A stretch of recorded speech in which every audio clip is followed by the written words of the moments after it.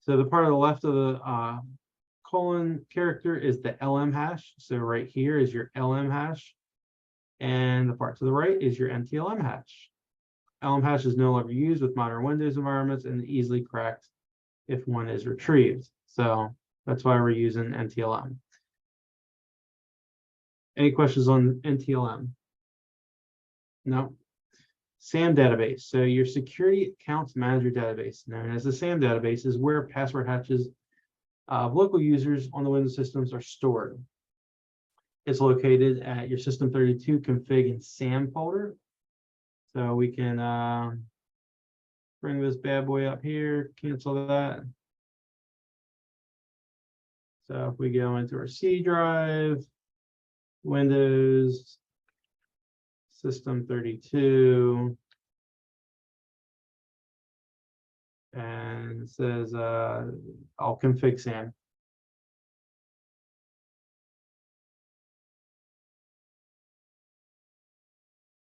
Where is it?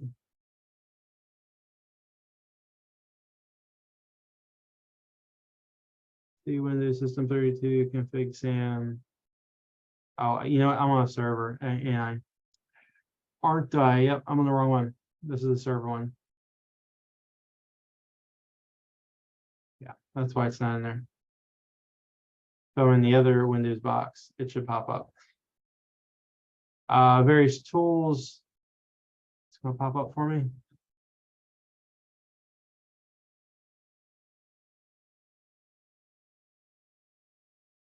No, that's the same box, isn't it?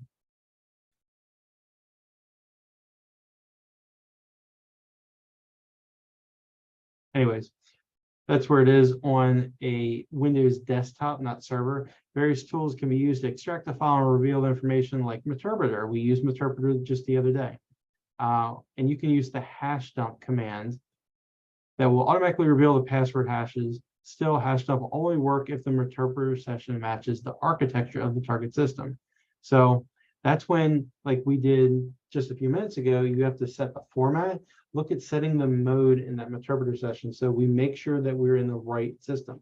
So x64 versus x86 legacy systems. So you need to make sure that you set that up in your Meterpreter session. It's under your options to set that up. Because systems are 64-bit systems, means that Meterpreter session will have to be established in x64 mode, which you've already done in that payload option. You're going to use the ps-exec module in the x64 payload, and they give it right here to you. You also need to use system level privileges. So what's that? That's like your root privilege. That's your system level is, yeah, your root on Windows, your admin level. So the system has the ability to run everything it wants to without asking for permission. But this will automatically be established when you use an administrator account when setting up your Meterpreter session. So we're going to break you out into groups, and you're going to do these 3 steps. You're going to open that session up. You're going to set the payload, and here's the exact payload that you're going to set. You're going to do a reverse TCP. Then you're going to execute the hash dump command within Meterpreter.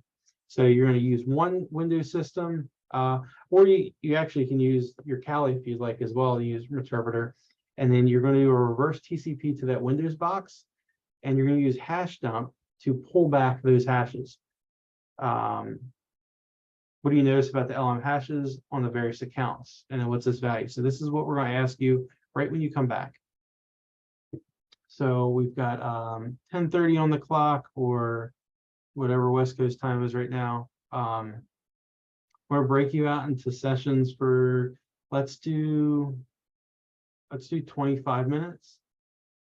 And then we'll come back and we will quickly walk through this. And then we'll jump into the last part, looking at LSAS and Mimikatz. Real quick, Henry does have a question.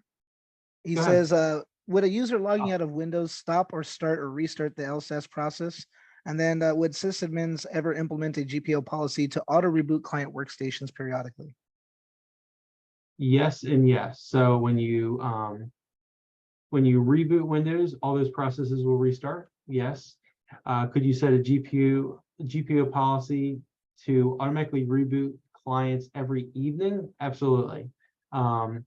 Sometimes you'll set a policy that auto reboots, or you'll have a script running that automatically logs out and reboots systems, because when you are logged in 9 times out of 10, you can't get your updates.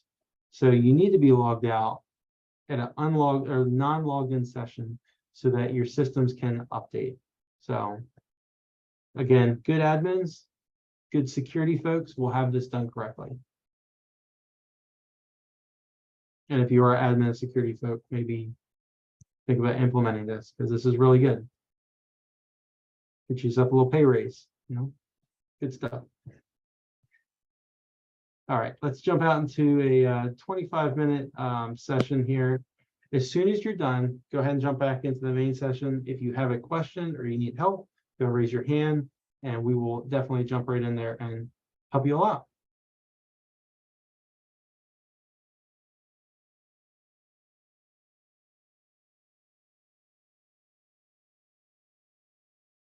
All right.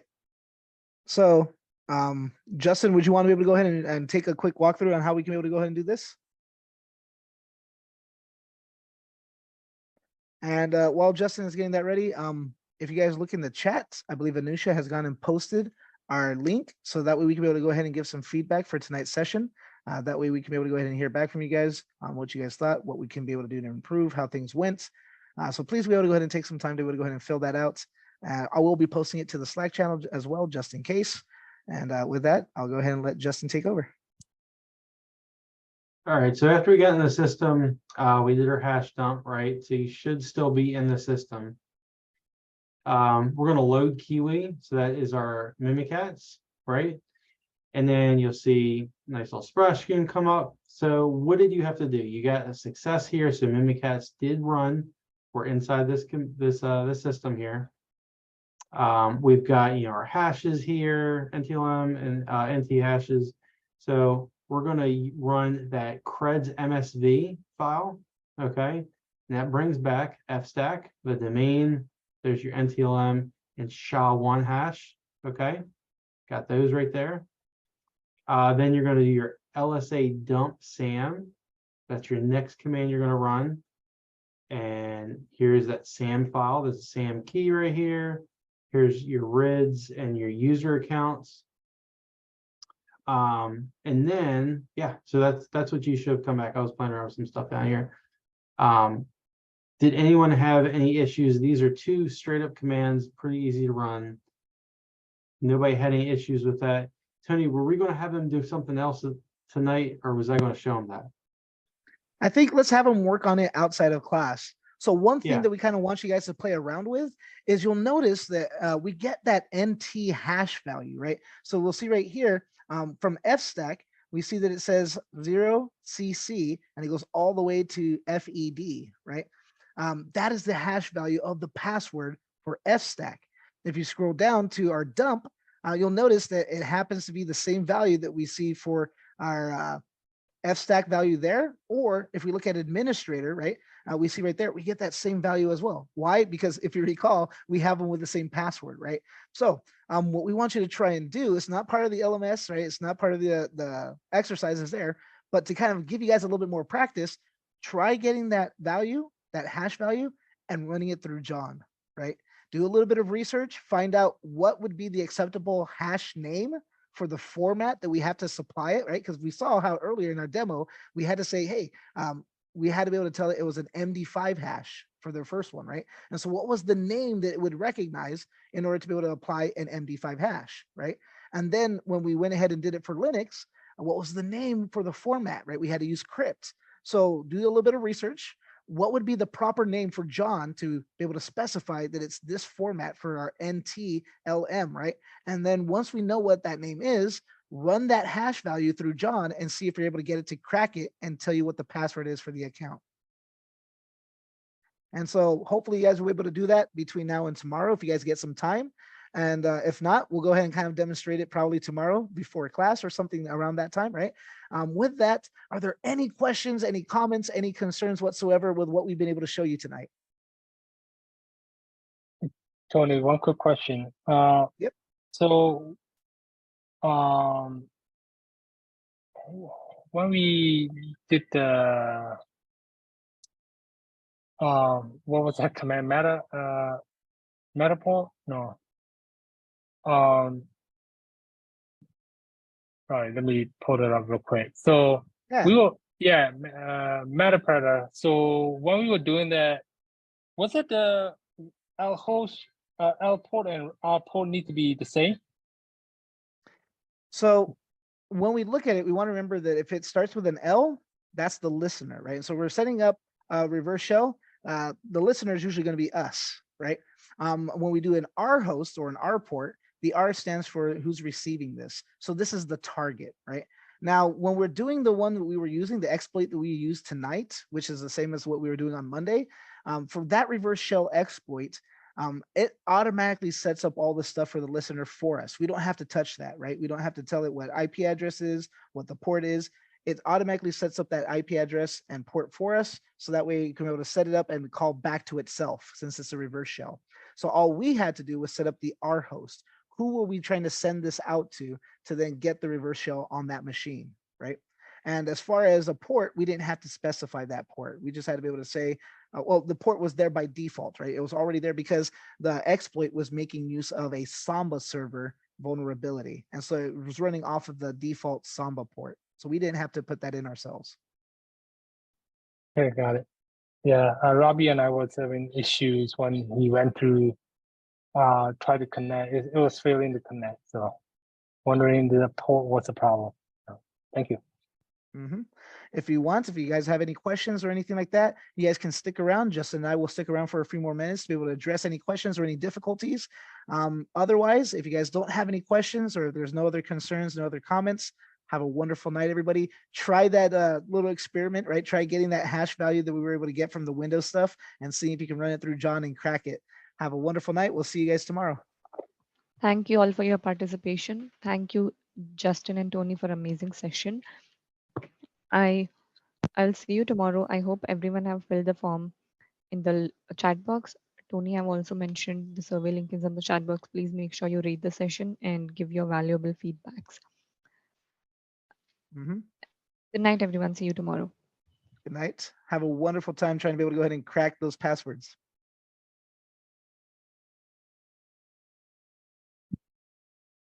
All right, John, go ahead. Thanks, Tony. I had a couple of hopefully quick questions. One question was like when we did the hash dump and we did the other two like dumps, is there a way to like take that information? Is that actually being dumped to a file or a database somewhere on the listener side, or are we just expected to just like copy and paste that? So it is putting it to our terminals, not putting it to a file, right? Now there might be a way we could be able to go ahead and get it to be direct to a file if we wanted to, right? But the simplest and straightforward would be, yeah, copy and paste it, right? Okay. Yeah, I just wasn't sure if that was like a standard thing. And the other question I had is so when I was setting up MSF console and I searched for the oh crap, what is it called? The exploit. And then I said, it gives you a list and I could say like use 3 or whatever it was, and then it loads that exploit. I noticed they could also search for the payload, but then if I say like use like 104, then it replaces the exploit with the payload. And was there like a different way to do that? Or is it always just you have to say set and then specific payload name? So we want to remember that when we go use, we're loading up that module, right? So if you're loading up the payload, that's kind of like what we were doing with MSF Venom, right? Where we're just saying, hey, give me this payload, generate the code or whatever it is that we need to be able to have to gain control or to be able to execute whatever it is we're trying to do on the target, right? So it allows you to do that because that's a part of MSF console, right? But if we want to be able to make use of it inside the exploit so it can actually deliver it, then we want to be able to make sure that we're doing a use on an exploit, not the payload. So if we want to be able to set that particular payload to be a part of the exploit, we have to use the keyword set. Okay. Well, I'll try it. I was like, I wonder if you can do like, anyway. Yeah, thanks. All All right. Any other excellent questions like that or any other concerns or comments? Yeah, anytime. Go ahead. So I think that you pretty much answered it with Min, but I was hoping just to verify here if I could show my screen and to make sure Yeah, that this go was ahead. the actual problem. Yeah.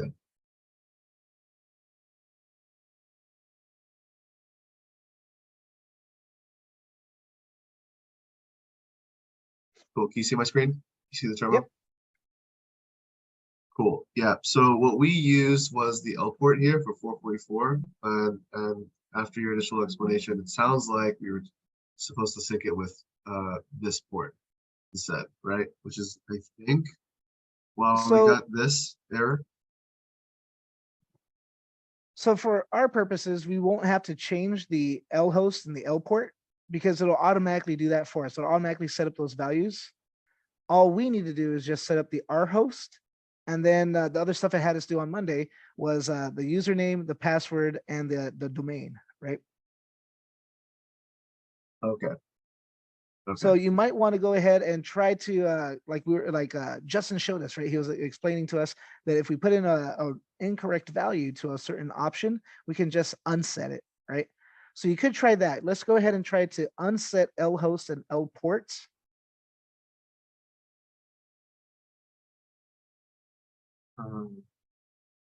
So then you just type in the option name and then hit enter. And then we'll do it again as well for the L port.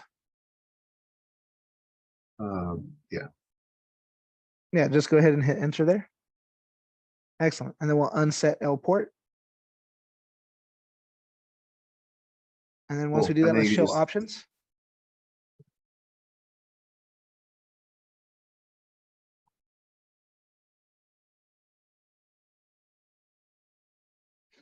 All right, so right now, let's see, it says that our L host is now empty.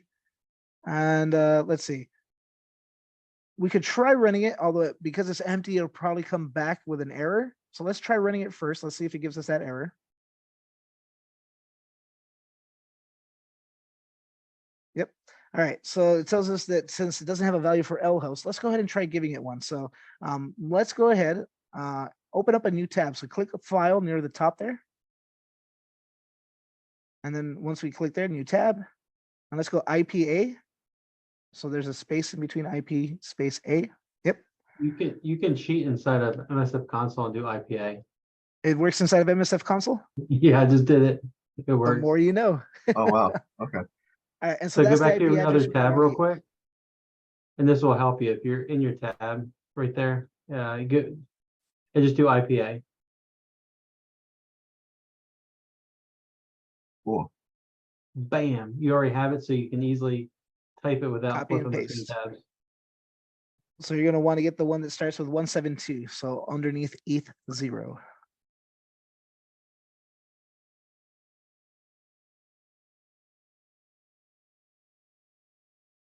So let's copy that. Excellent.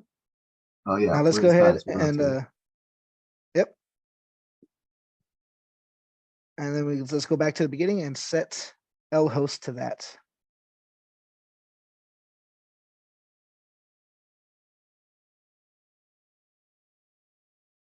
All right, let's go ahead and try running it.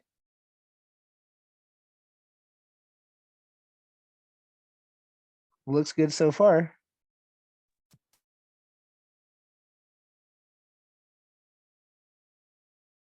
Yeah, I think the original R port was 445. So I think we probably changed that. Yeah, your R port's gonna be 445 because you're gonna use, that's your SMB port, because we're using your SMB credentials to get in. So you're gonna need 445 for your R port, just like your R host is that Windows box. So if you do show options real quick, So you gotta reset that. Oh, sorry.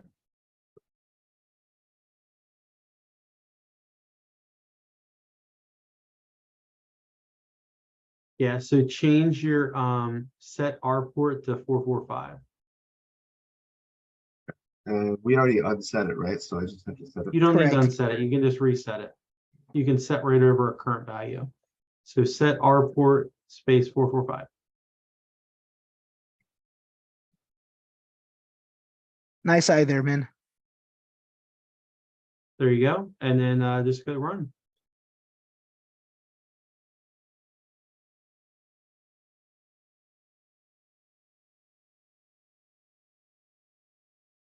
Hmm. Okay, so I think you might have had a timeout on, so your box may have reset. So Let's go Oh, ahead, okay. click real quick. Let's click on that Windows 1 link up at the top there. the green dot right up under reconnaissance lab, so top left. Oh, yeah, thank you. Mhm. Yeah, let's make sure the box is open because mine, if you don't click on it so much or you don't pull it out to a new window, it could. And what do we have? We've got 172.31.48. I think it was 89. Yeah, 172.31.49.89 is a private IP. Okay, let's make sure that's still in there as your R host. 49.89. Yep. So that should be good.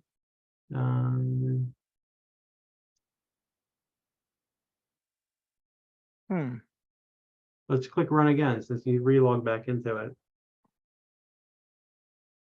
Oh, before you click run. Oh, Oh, that's fine. sorry. Already I clicked it. was gonna say try to do a ping. So if Yeah. Good night, Alex. yeah. You can run Yeah. it right Yeah. from there. You can run a ping right to that. So sure you have it ping the connected. address of the Windows machine, see if it's able to actually communicate with it. It should, but we want to double check. You would want to do the 3149.89.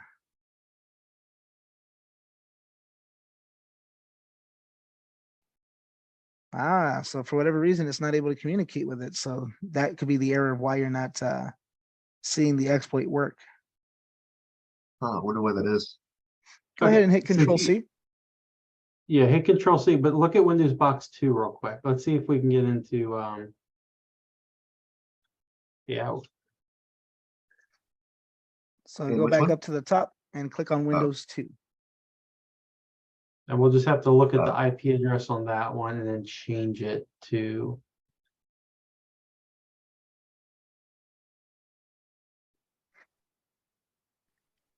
And if it isn't able to communicate, we might just have to see if we can be able to reset those machines, just restart them, and maybe that'll solve it.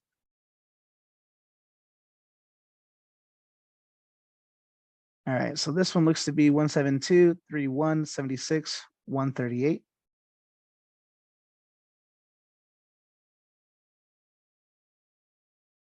Let's go ahead and try pinging that IP address.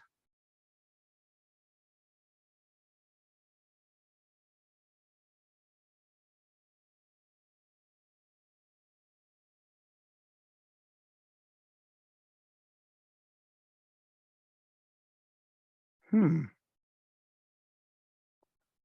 right, so yeah, so maybe you might have to reset the machines, right? You might have to go ahead and end the labs, shut them all down, restart them back up, and maybe Okay. that'll go ahead and allow them to communicate. You could be able to try pinging them right off the back from Cali after you go ahead and open them up, making sure that it's able to communicate, it's able to see them. And then once that is able to be seen, then try running this again. And all you have to do is just set up the stuff for the target, right? We don't have to mess with L host or L port on this one. It's going to set that up for us automatically. So you just need to say, what is my R host? So who am I targeting? What is the username I'm going to sign in with? What is the password I'm going to sign in with? What is the domain that I'm going to sign into? And then try running that exploit and seeing if you're able to get it that way. Okay, yeah, I'll do that on my own tonight after class. I don't know if anybody else here had questions. I had another more general question, a little bit of a tangent, if that's okay. I was reading about the position of a vulnerability analyst. I was hoping you could maybe elaborate on if it's close to an entry level role. Sounds like it's not, but and also is it blue team or is it red team, and how would one kind of get into that?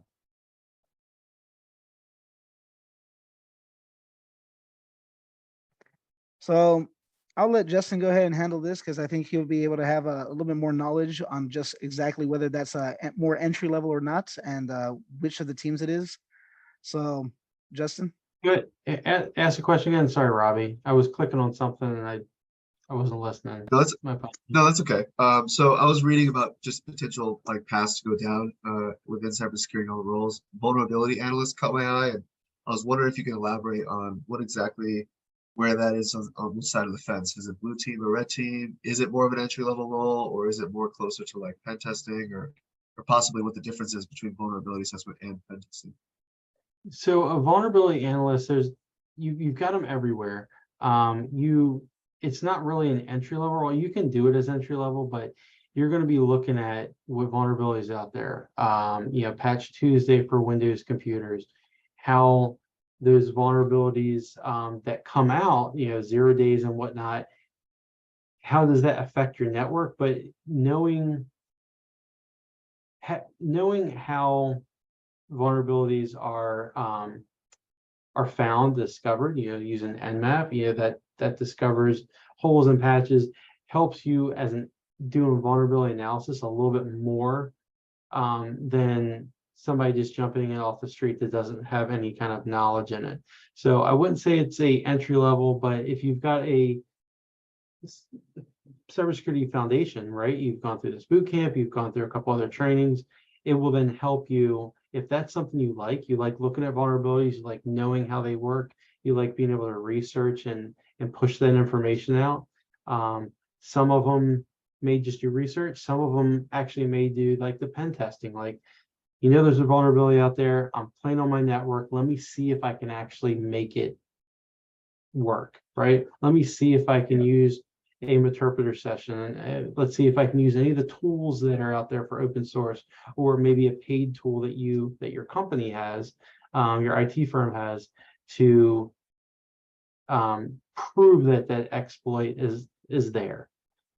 So that's two different ways that I know that vuln analysts work. I'm pretty sure there's other ways too, but that's just from my personal experience. I've seen the researcher versus the researcher. I'm working on my network. I'm going to see if it actually is exploitable, and then I'll report it up. Okay. Okay, cool. So it sounds to me like it's more of like a blue team role then, rather than like strictly pen testing. It's kind of like the initial phase before the actual. So it's both. It's both a blue and a purple role. So purple meaning you're doing the red team stuff, but you're doing it with blue team. So Okay. yeah, it could be any kind of role. It just depends on what you're doing in it. Okay, cool. Thank you for answering that question. Yeah, it just caught my eye and it seems really like interesting. I definitely would be interested in doing something like that. And you mentioned before, if anyone was interested in coming to you about like about sandboxing in a sandboxing environment for safe pen testing. Do you have any resources or ways to do that outside of obviously virtualization and virtual machines would be one, but yeah, I don't know if you wanted to say that for the class or. Yeah, real quick. I mean, sandboxing is just basically having something that's secluded off of network, off of your host machine, and you can do that. You can do that on your personal computer. If you have an old computer you're going to use as like a dirty machine, that's kind of good as well, because you can set up an SSH to that box, and you can send stuff to it for via secure copy SCP. You can just do it from any workstation, and it doesn't even have to be secure. You just send the stuff to it and then pull the plug and get it off the network, and you can play with it and then re-image it when you're done. But don't you need an internet connection to be able to like establish SSH? No, you have a network connection now. It would just be you can set up your firewall rules that you can only access it via local, like set up a VLAN at your house. Okay. And have just that one computer be able to access it. I know it goes very technical into it, but there's ways to have your computer set up to a VLAN that you can just talk to that computer, send the data over to it, and then let that computer run and do its thing. And then you can set up different rules so it can't come back. But that's maybe too technical, but yeah, there's ways to do it. Okay, The other cool. thing I will point out if you want to be able to kind of just see about, hey, can I be able to test out this particular vulnerability, or can I be able to go ahead and kind of like, now that we're in red team, can I be able to exploit something that has this type of vulnerability? There are resources like Hack the Box that are out there. So if you go to Hack the Box, it's a website. There's a lot of different virtual machines that they have available on there that you can be able to access. They are specifically geared towards being vulnerable with certain vulnerabilities. And then you can be able to just make use of their resources and be able to hack the machines that they have that are already set up in a virtual environment. And because this is their whole business, right? They're going to be pretty much secure that you can be able to access them, you can hack them, you can try out the vulnerabilities they have with a pretty good reassurance that you're not going to get like any malicious stuff on your machine. You're not going to get hacked yourself or anything like that. And that way, all the vulnerable machines, all the vulnerable stuff, all the malware, the vulnerabilities are on the machines that they have. They service them, they take care of them, they make sure that they're secure from the outside world, right? And then you can still be able to go ahead and kind of practice around with those things, see how the vulnerabilities work, or the certain stuff that they have there, and how you can be able to exploit them and take advantage of them, and so on and so forth. Okay, cool. Yeah, and then Yeah, keep in mind with that too, like you're only going to want a sandbox when you're looking at malware. When you're doing like these kind of things, it's just playing around on virtual machines. Yeah, sandboxing is Okay. only like when you pull into the environment something bad, you know it's going to really screw up something. That's you need a sandbox. Other than that, like you can say sandbox a play area, but that's for like doing malware analysis, reverse engineering that. When you're doing reverse TCP and UDP connections and that stuff like that, you're just playing with a couple virtual machines. That's all. Okay, yeah, because obviously malware, you don't want that infecting a native like host system. Okay. Okay, cool. Thanks. That was definitely the info I needed. I appreciate it, guys. Thank you for Yeah, the no class worries. as well. Have a great night. You too. too. See you tomorrow. Tomorrow. All right. Wonderful session. We'll see you guys tomorrow. Yep, sounds good. See you tomorrow. All right. Bye.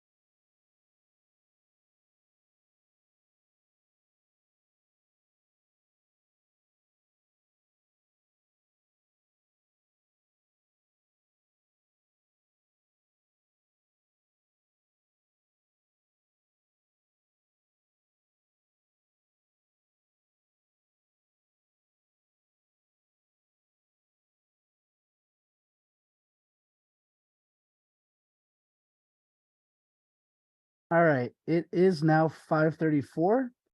We have now about 18 people that are logged in, so that's close to 20. We're going to go ahead and get started. If you haven't already, if you're not driving, right, so if it's safe for you to do so, please go ahead and turn on your camera. That way we can be able to see you. And then, of course, we'll have ours on so you can be able to go ahead and see us. And if you haven't done so, as was mentioned in the chat, please turn on your virtual machines for the lab. So that way, once we start going through those, you'll have those available. You won't have to wait. And then especially once we go ahead and put you into the breakout rooms to be able to work on some of these exercises, that you won't have to wait for them to still be able to load up, that you'll have them already available, right? So if you haven't done that already, please make sure to do so. So that way it's good to go.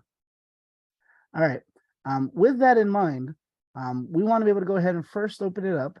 Justin and I were talking about everything that was going on over the weekend with the submissions for the assignment for the career simulation and some of the issues that some people were experiencing.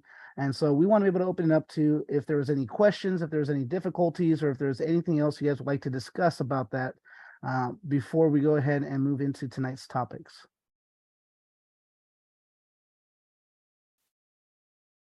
So if you have any questions or if there's anything you'd like to discuss with it, please go ahead. You can unmute yourself and be able to ask, or you can be able to type it into the chat.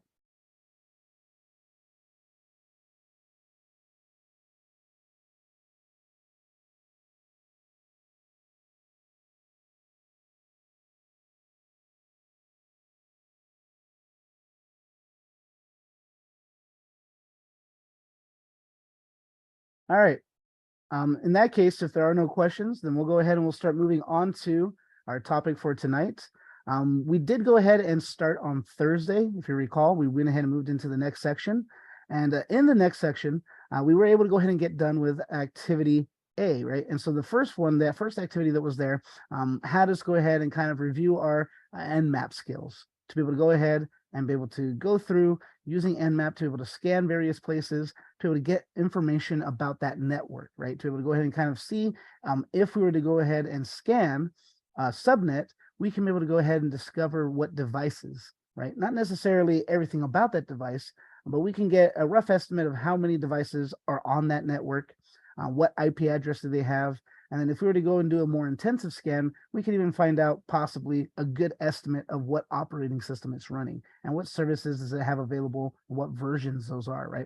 And so we had you be able to go ahead and do that for that first activity. And then we're going to continue on with that for today. So let me go ahead and let's pull that up so we can be able to take a look at that. And we're going to see that tonight, we're going to get into how we can be able to go ahead and do a little bit more of what we call vulnerability scanning to be able to figure out a little bit more, not necessarily weaknesses, right? But where we can be able to go ahead and figure out just where we might have a little window to attack to be able to go ahead and gain entry, because that's what we're doing when it comes to red team, right?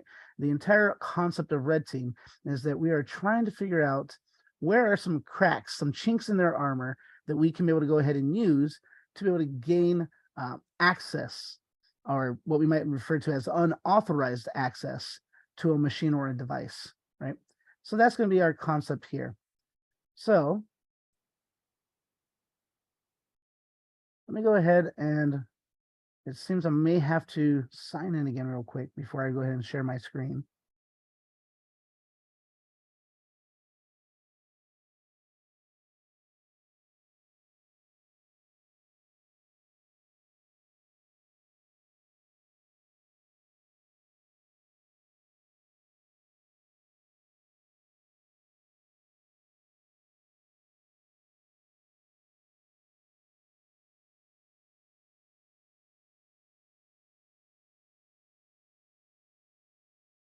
All right.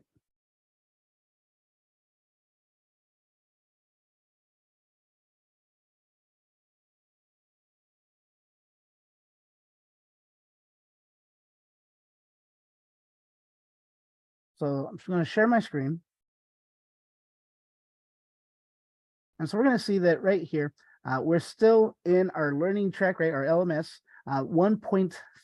So network scanning and information gathering. So this will technically still be part of the recon portion of your labs, right? And then we're going to see then once we get into 1.5, which we'll probably get into today, because 1.3 with what we have left is going to be very quick, right? So we'll start getting into web vulnerabilities on 1.5. The organization known as OWASP. We'll start learning more about software such as Burp Suites and some client-side vulnerabilities that we should be aware of, right? So we'll start getting into that today. So we're going to start with 1.3 and we'll move into 1.5, right?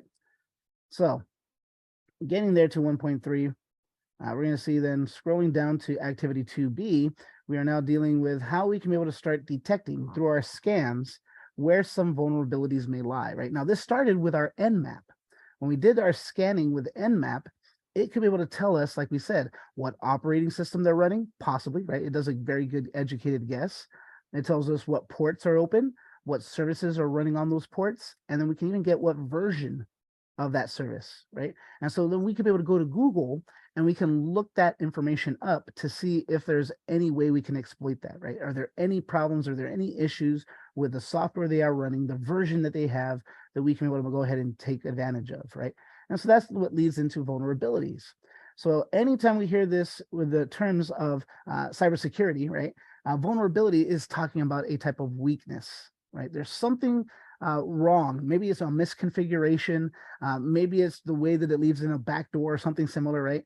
Depending on what it is, the vulnerability is just something that's a weakness in their system, right? So this, again, could be the information system itself, the system's security procedures, the way that they set their internal controls, right? Or just a general implementation that was mishandled, right?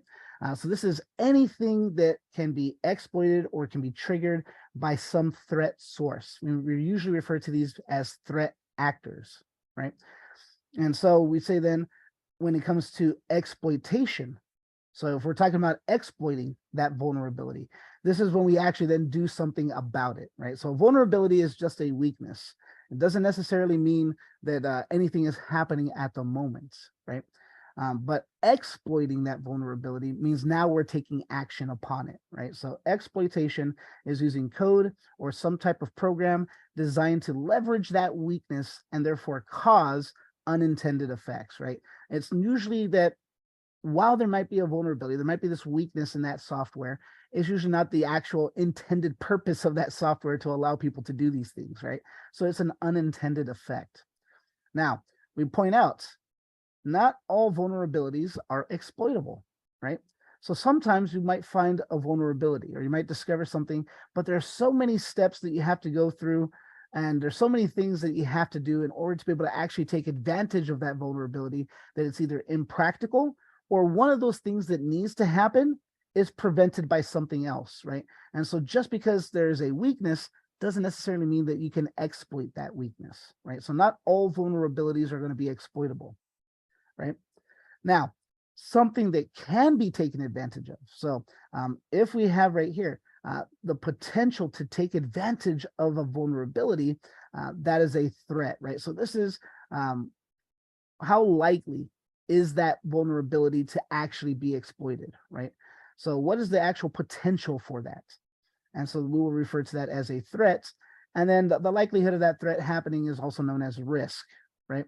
So we have then these three things, right? We have a vulnerability, we have a threat, and we have a risk, right? So the vulnerability is that weakness in whatever they're running, right? We can picture it as a chink in their armor, right? Some sort of weakness in their defenses.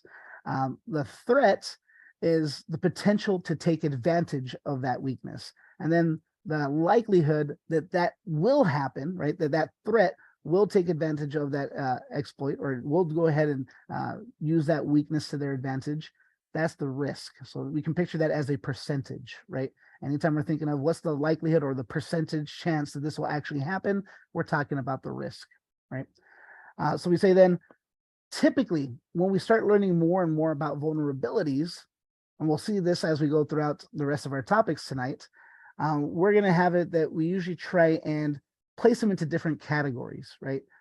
So we're going to go ahead and associate them by what we call severities.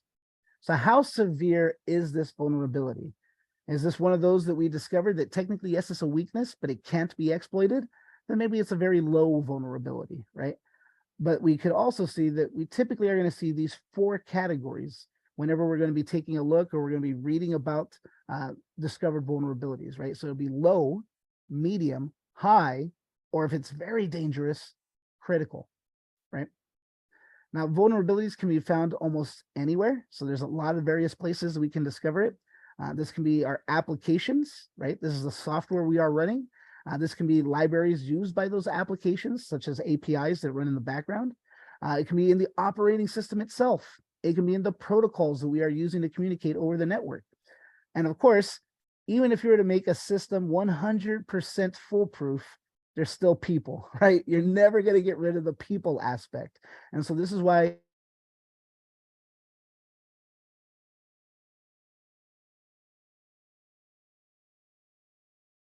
companies should always try something along if something looks weird or just stuff in general like that, right? So anytime we're dealing with security, we're always going to have to deal with the issue that people are a part of that, and you can't make people 100% foolproof, right? So that's always going to be a vulnerability. So one of the things that we're going to be finding as a very nifty tool is the tool known as Nessus. So Nessus is a vulnerability scanning software. It is one of the premier softwares used. So this is why we're showing it to you, right? Many organizations, many companies, both large and small, take advantage of this. It's a quick way to be able to kind of scan your system and have an automated way telling you that, hey, here are some things that we found where you might be vulnerable, right? So it's mainly used by blue teams, but it can also be used by red team to be able to go ahead and find these weaknesses in software, right? Red team can use it to then see, hey, can we exploit it and be able to get in, right? And blue team is going to be able to try and use it to say, where are we weak right now? What do we do to be able to go ahead and patch that up so that way we won't be weak moving forward, right? So we can be able to go ahead and do that.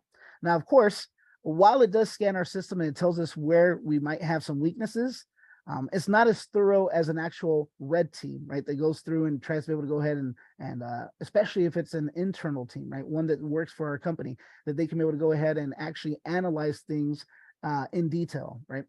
Same thing for penetration test, right? We saw Justin kind of discuss very briefly about the two differences there between a red team and a penetration test, right? So it's not going to be the perfect substitute for either of those, but there's a very nice and quick way that we can be able to go ahead and do an automated scan. They can kind of give us a good amount of detail about where some of our weaknesses might be that we can then be able to quickly respond to, right? Without necessarily having to wait for a team to be able to go and analyze everything. So we are going to see that Nessus can be used for network scanning. It can be used for OS scanning.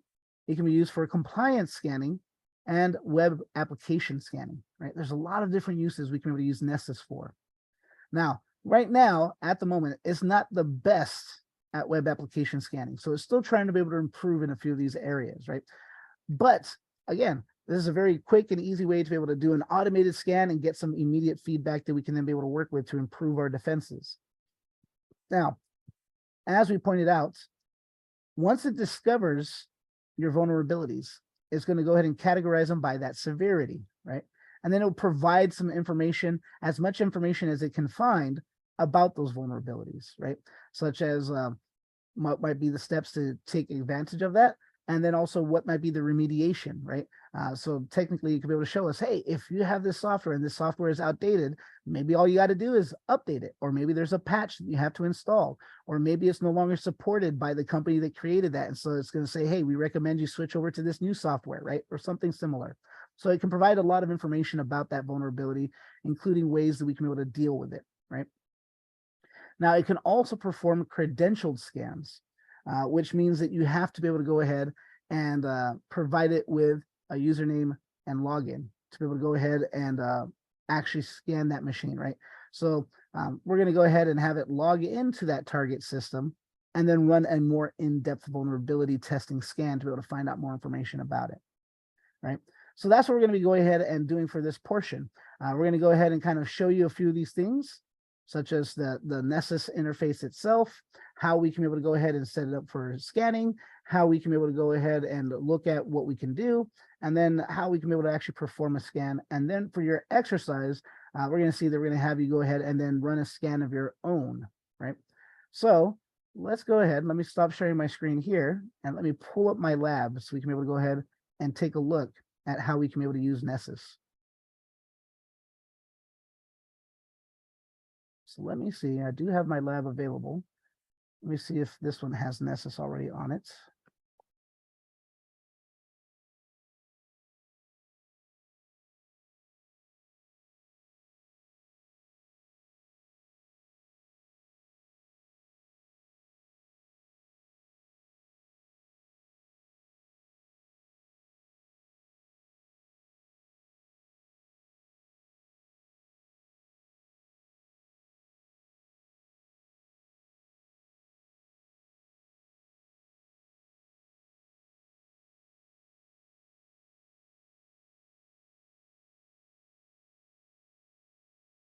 All right. Let me go ahead and share my screen for my Kali machine that we have. So Nessus, I believe it doesn't necessarily come installed in Kali, but I believe that our Kali machines already have it installed for us on these VMs, right? So what we can be able to go ahead and do, we can be able to go ahead and take a look, and one thing we can do is we can run it through. It's a service similar to what we've seen before that we can be able to do through our terminal. So I'm going to go ahead and go sudo -s. We've seen this before once. If I do that, we see that it changes me into the root account. That way, everything that I run, I'm already with root privileges, and I don't have to necessarily worry about anything dealing with that. We're just going to do that just for sake of ease with our demo here. And then I'm going to go ahead, and we've seen before how we can be able to go ahead and use system and then control, right? CTL. And how we can use this to go ahead and start, stop, and restart services. If you recall, when we went back over our Linux stuff towards the beginning of our boot camp, right? So here, I'm going to go ahead and I'm going to say, let's say system.control, right? Or system control. And I'm going to try and be able to use this to start. And then we're going to say Nessus d.service. So this is how we're going to go ahead and get this to start. And if it has it, it'll go ahead and start it up. We see right here, this one it doesn't have. Let's see, I'd already started up our vulnerabilities lab. Let me go ahead. Let's see if I can be able to go ahead and start up the ones for the reconnaissance. It should be in the recon one. Let me double check on that.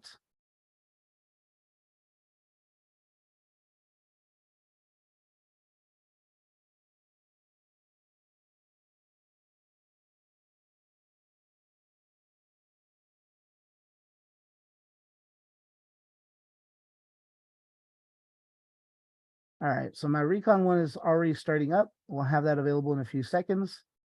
Let me actually go ahead. Let's go back so we can be able to kind of see a little bit of what I'm going to show you right here in our LMS.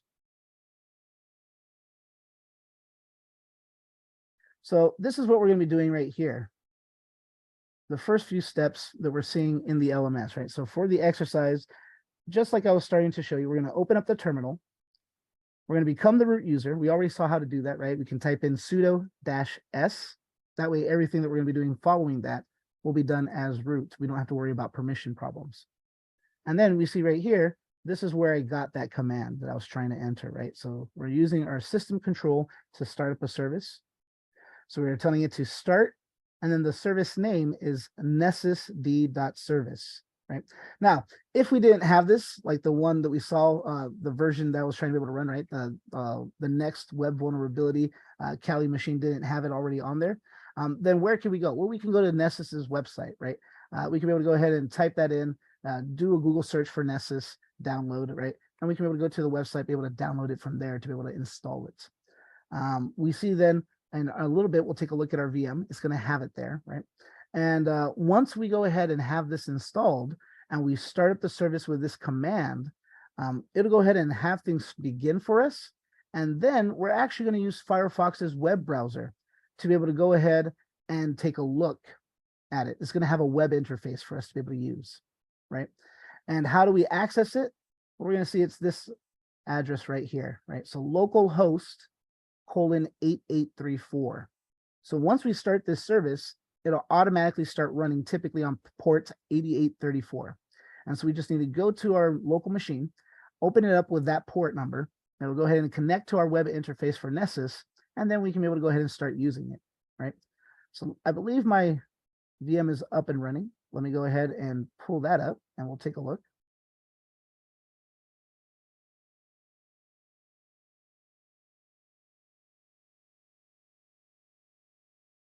All right, so here we are. Here's my VM desktop. Again, where did I go to get this one?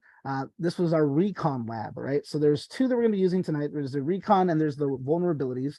This is the recon one. So we're gonna be using Kali from the recon one. I'm gonna go ahead and open up a terminal once again. And then I'm gonna go ahead and type in sudo -s. That takes us into the root account. Once we're in root, we can say system control start Nessus d.service. Once we start that, notice this time it didn't give us an error message, right? other version, the one we were doing it inside of our vulnerabilities, Kali, it didn't have Nessus installed, so it gave us an error. Here, we see that we told it to start, it started it up just fine, right? So now I can be able to go ahead and open up Firefox. And once Firefox opens up, all I have to type in is localhost, right? So localhost and then colon 8834. Let me make sure that I got that right. All right, so if this happens where it says bad request, you may have to go and clear your cache settings for your web browser. So over here in the top right-hand corner, those 3 bars for our settings, we can click there. We can scroll down. I can go to settings. Up here in find in settings, I'm going to type in cache, and then we're going to clear the data. So I'll just go ahead and click clear data. I'll click clear. Let's say clear now. So now that has been cleared away, let's go ahead and try connecting to localhost once again. I might have to type in HTTPS at the beginning. So let's try that. HTTPS//localhost:8834. And there we go. So you may have to do that clearing of your cache. We showed you how just in case. We'll go over it again. So up in the top right-hand corner, click those 3 bars. Scroll down to settings, right? It'll open up a tab right here and find in settings, type in cache. So CACHE, and then just click clear data and then click clear, right? Once you've cleared that, and then over here, notice we did have to go ahead and type in HTTPS. So with HTTPS://localhost on port 8834, we were able to connect. So here we see Nessus, the web interface that it has, right? Once we have that web interface, we're going to go ahead and log in. So you see right there, it has a username and login that it's asking for. Well, just like we've been doing, right, with most everything, as we can see right here, since I've already logged into it before, the username is going to be fstack, right? And the password, I believe, let me double check, it should be academy. Yes. So it's going to be just like we've seen before, right? Fstack, username, academy, password. And so we're going to go ahead and click sign in. Now, that sign in portion, the first time that you sign in, after doing a fresh install of Nessus, it can take quite some time to be able to go ahead and just get everything ready for you, right? Because it's the first time that it's running the software. So it's going to be grabbing everything that it needs to be able to go ahead and have your software working well. Once you're there, it's typically going to go ahead and take you to this screen. This screen, we're going to see that if there was any previous scans that we had done, if there's anything we've done before, they're kind of right here, right? So we kind of see this Windows vulnerability scan that's here for us. But what if we wanted to be able to go ahead and do a brand new scan of our own? What if we want to be able to go ahead and make a new scan ourselves? Well, in that case, I can be able to go ahead. We see this blue button right here, right? New scan. So if I want to be able to go ahead and do a brand new scan, if I want to do something new myself, that's where I'm going to go ahead and click. I'm going to click there to be able to go ahead and start this new thing, right? Let's see, before we do that, let me check the chat in case there's any questions. So I can be able to go ahead and kind of see what's happening and we can be able to answer them if need be.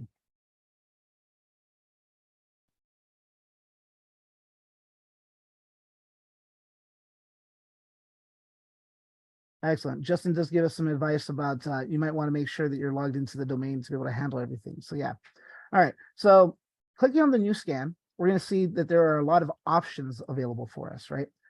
So you'll notice that there's a host discovery. Remember, we said that there's ways that we can be able to use this to be able to do things like a network scan, right? Similar to what Nmap does. So if I click this host discovery, this is similar to what Nmap does to be able to go ahead and just figure out on the subnet that we're connected to, what can we be able to go ahead and find out about that network so we can see what devices are there. Let's see. In the chat, Willie says, quick question, how can we become the root user?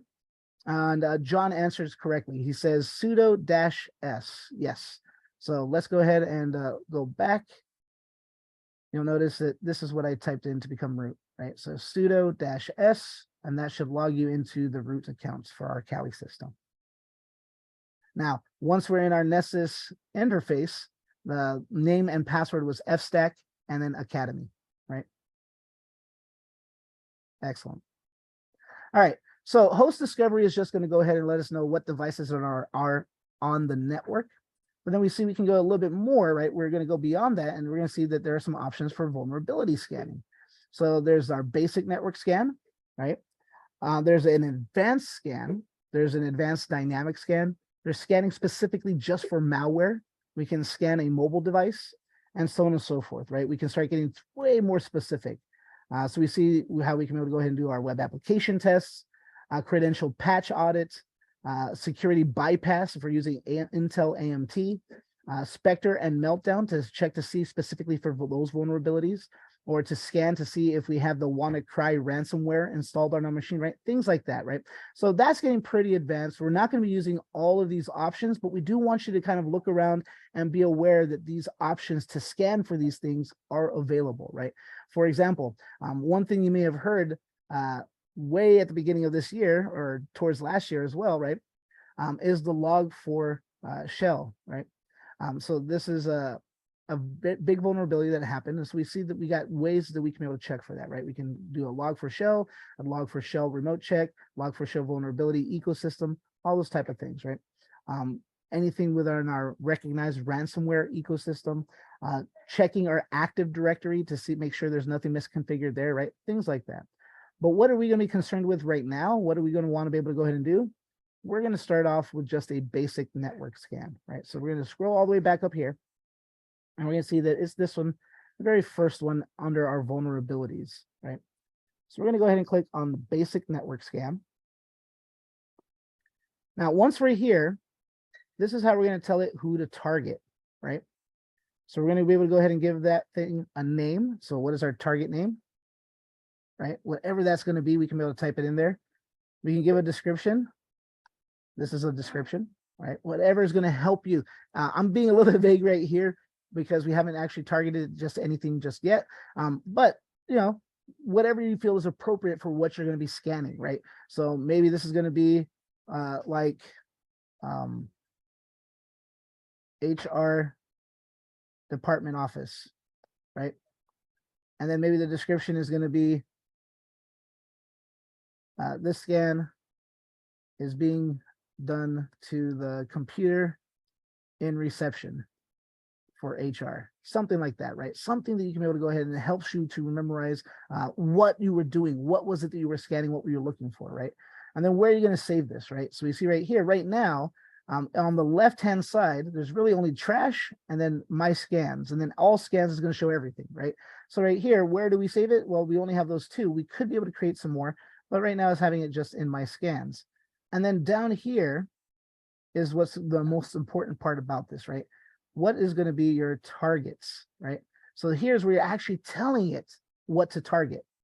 Now, if you look in the examples, you see that we can be able to go ahead and type in something like a range, right? I could be able to go ahead and you might notice that it says something like 192.168.56.1, and then we can go dash 192.168.56.5. And so we'll go through those 5 specific IP addresses, right? We can give it a range like that. And so it'll scan more than one device. If I give it just a single IP address, it will scan just that one device, right? If I get rid of this, we see our example again, that it also shows us we could do a subnet, kind of like what we were seeing with Nmap, right? So I can be able to say 192.168.56.0 and then /24. So that CIDR notation, as Justin was mentioning, right?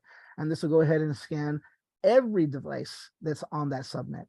Or if I also have a recognized qualified domain name, right? So we see the very last example right there, it says something like test.com. So if it's a website or a device that's connected to a web address, I can be able to go ahead and type that in and it will go ahead and scan that as well, right? So there's lots of different ways we can be able to go ahead and tell it what target we want. Now, if we scroll back up, we're not done yet.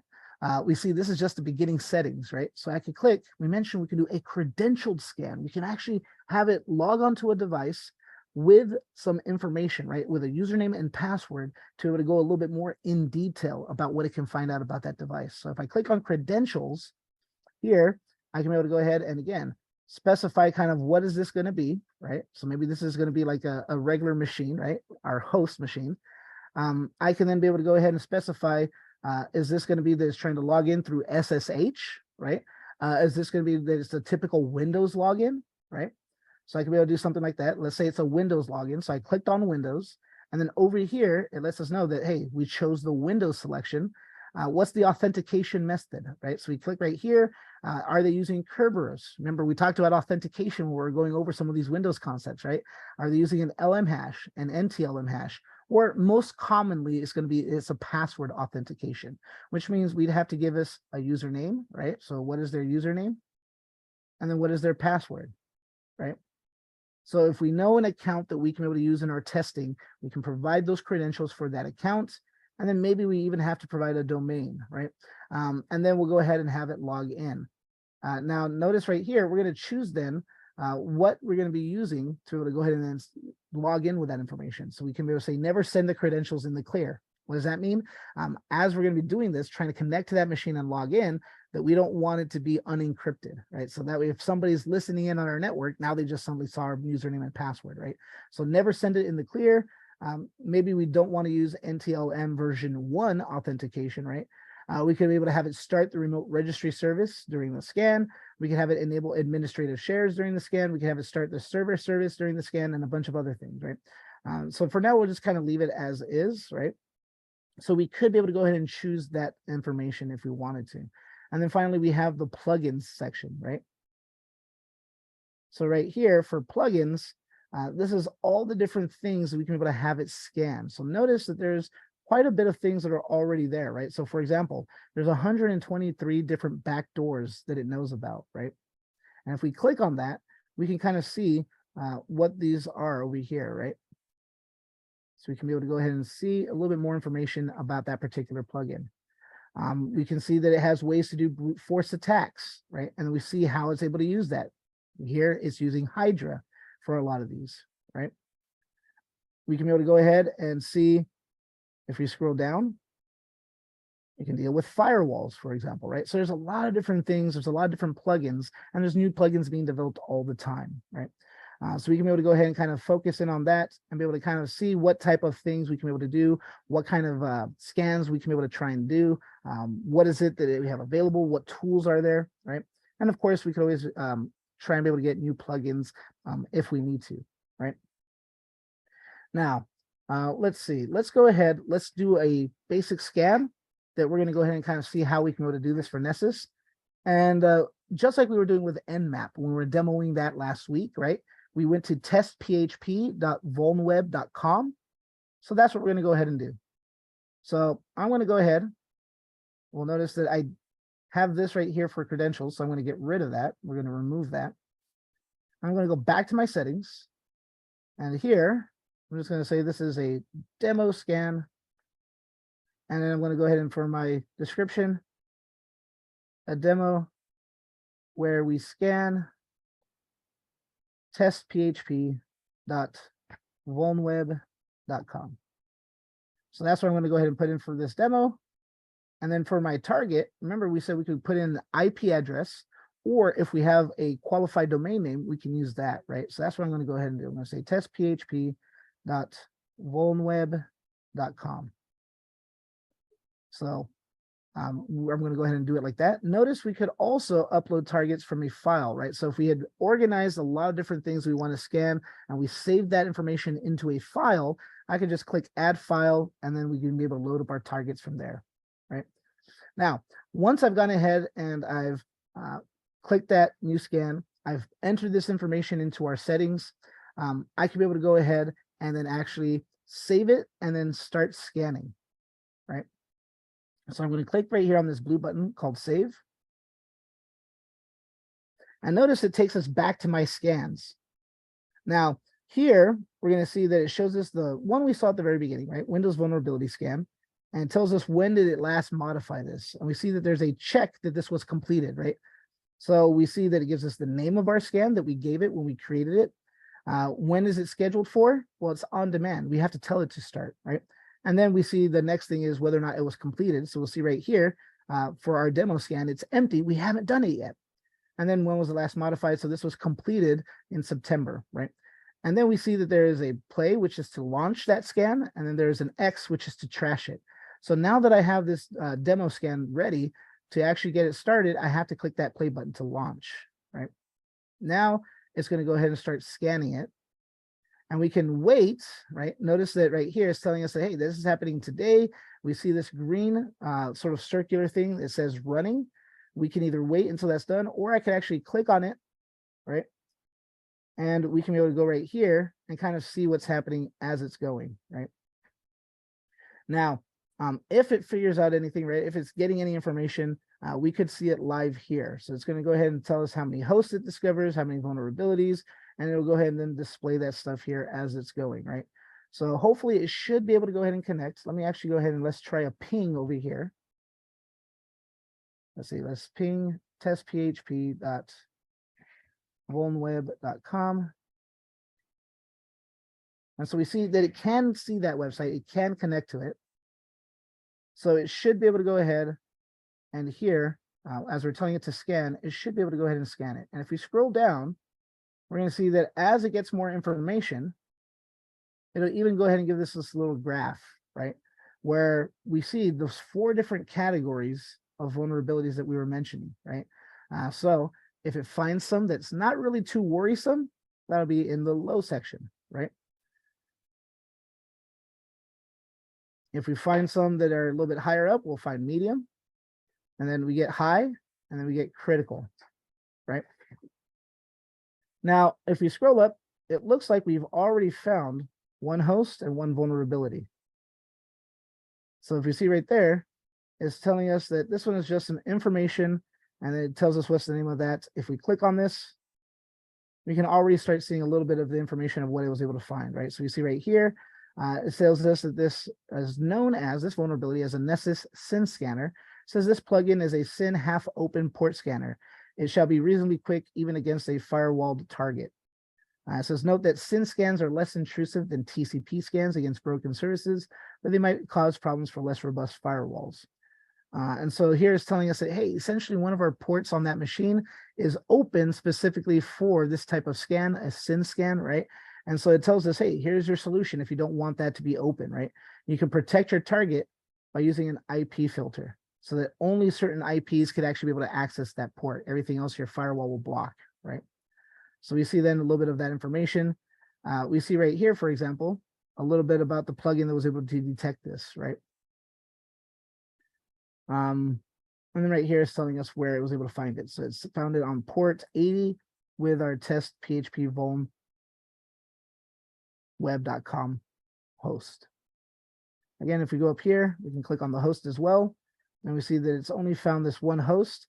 Now it seems to have found already 3 vulnerabilities. We saw 1 just before, right? So if I click here, we see that we get a little bit more information again.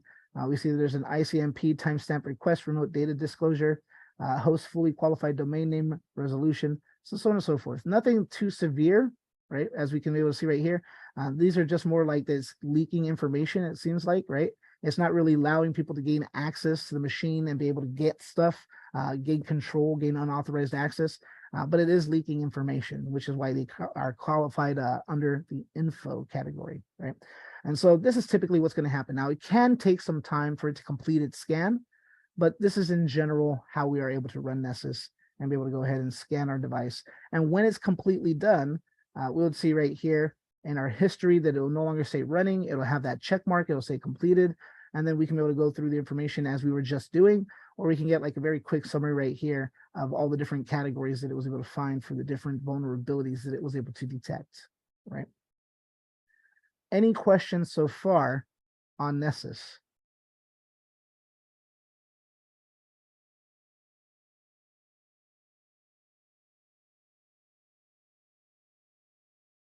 All right, I do see Henry has his hand raised. Go ahead, Henry. Question. So with Nessus being this powerful, actually such a powerful tool, would most, let's say, CS or cybersecurity analysts be using this rather than Nmap and versus some of the other ones? I mean, I know that these softwares are not always free, but I mean, there's free trials and whatnot. But I guess it's kind of like when they have such a powerful tool like this, it goes both ways, right? I mean, the the guys who are trying to hack a network versus the guys who are trying to protect it. So when you come out with a tool like this, so can't the bad guys be kind of like you're already seeing what their game plan is, right? I mean, it's kind of like the secret recipes already out there. So you're always trying to figure out, what's the next thing to kind of infiltrate or, figure out what's another way of getting around it. Definitely. So if the main question that's being asked is how widespread is the usage of this software, it's very Yeah. widespread, right? Most Very every wide- company, you're either going to be using it at that company or they're going to at least have heard of it, right? And is it going to be, like you said, that both good guys and bad guys are using this? More than likely, right? That they're going to be able to go ahead and again, a tool isn't necessarily good or bad. It's how you use it, right? So Mhm. Nessus is developed, right? And it's a very powerful tool, just like you described. And so then because it can be able to show you all this information in a very quick and automated scan, then yeah, there are going to be some people that will take advantage of that for malicious purposes. So it can be used by both good guys and bad guys, right? People trying to hack the system and gain unauthorized access, and then those that are on the defensive side trying to protect against that. So definitely it can be on both sides right there. And as a matter of fact, to that end, we just actually went ahead and discovered right here what looks to be a high or actually a critical. So if you highlight over it, it'll tell you what category it is under. So to that end of possibly being able to go ahead and exploit this for nefarious purposes, right?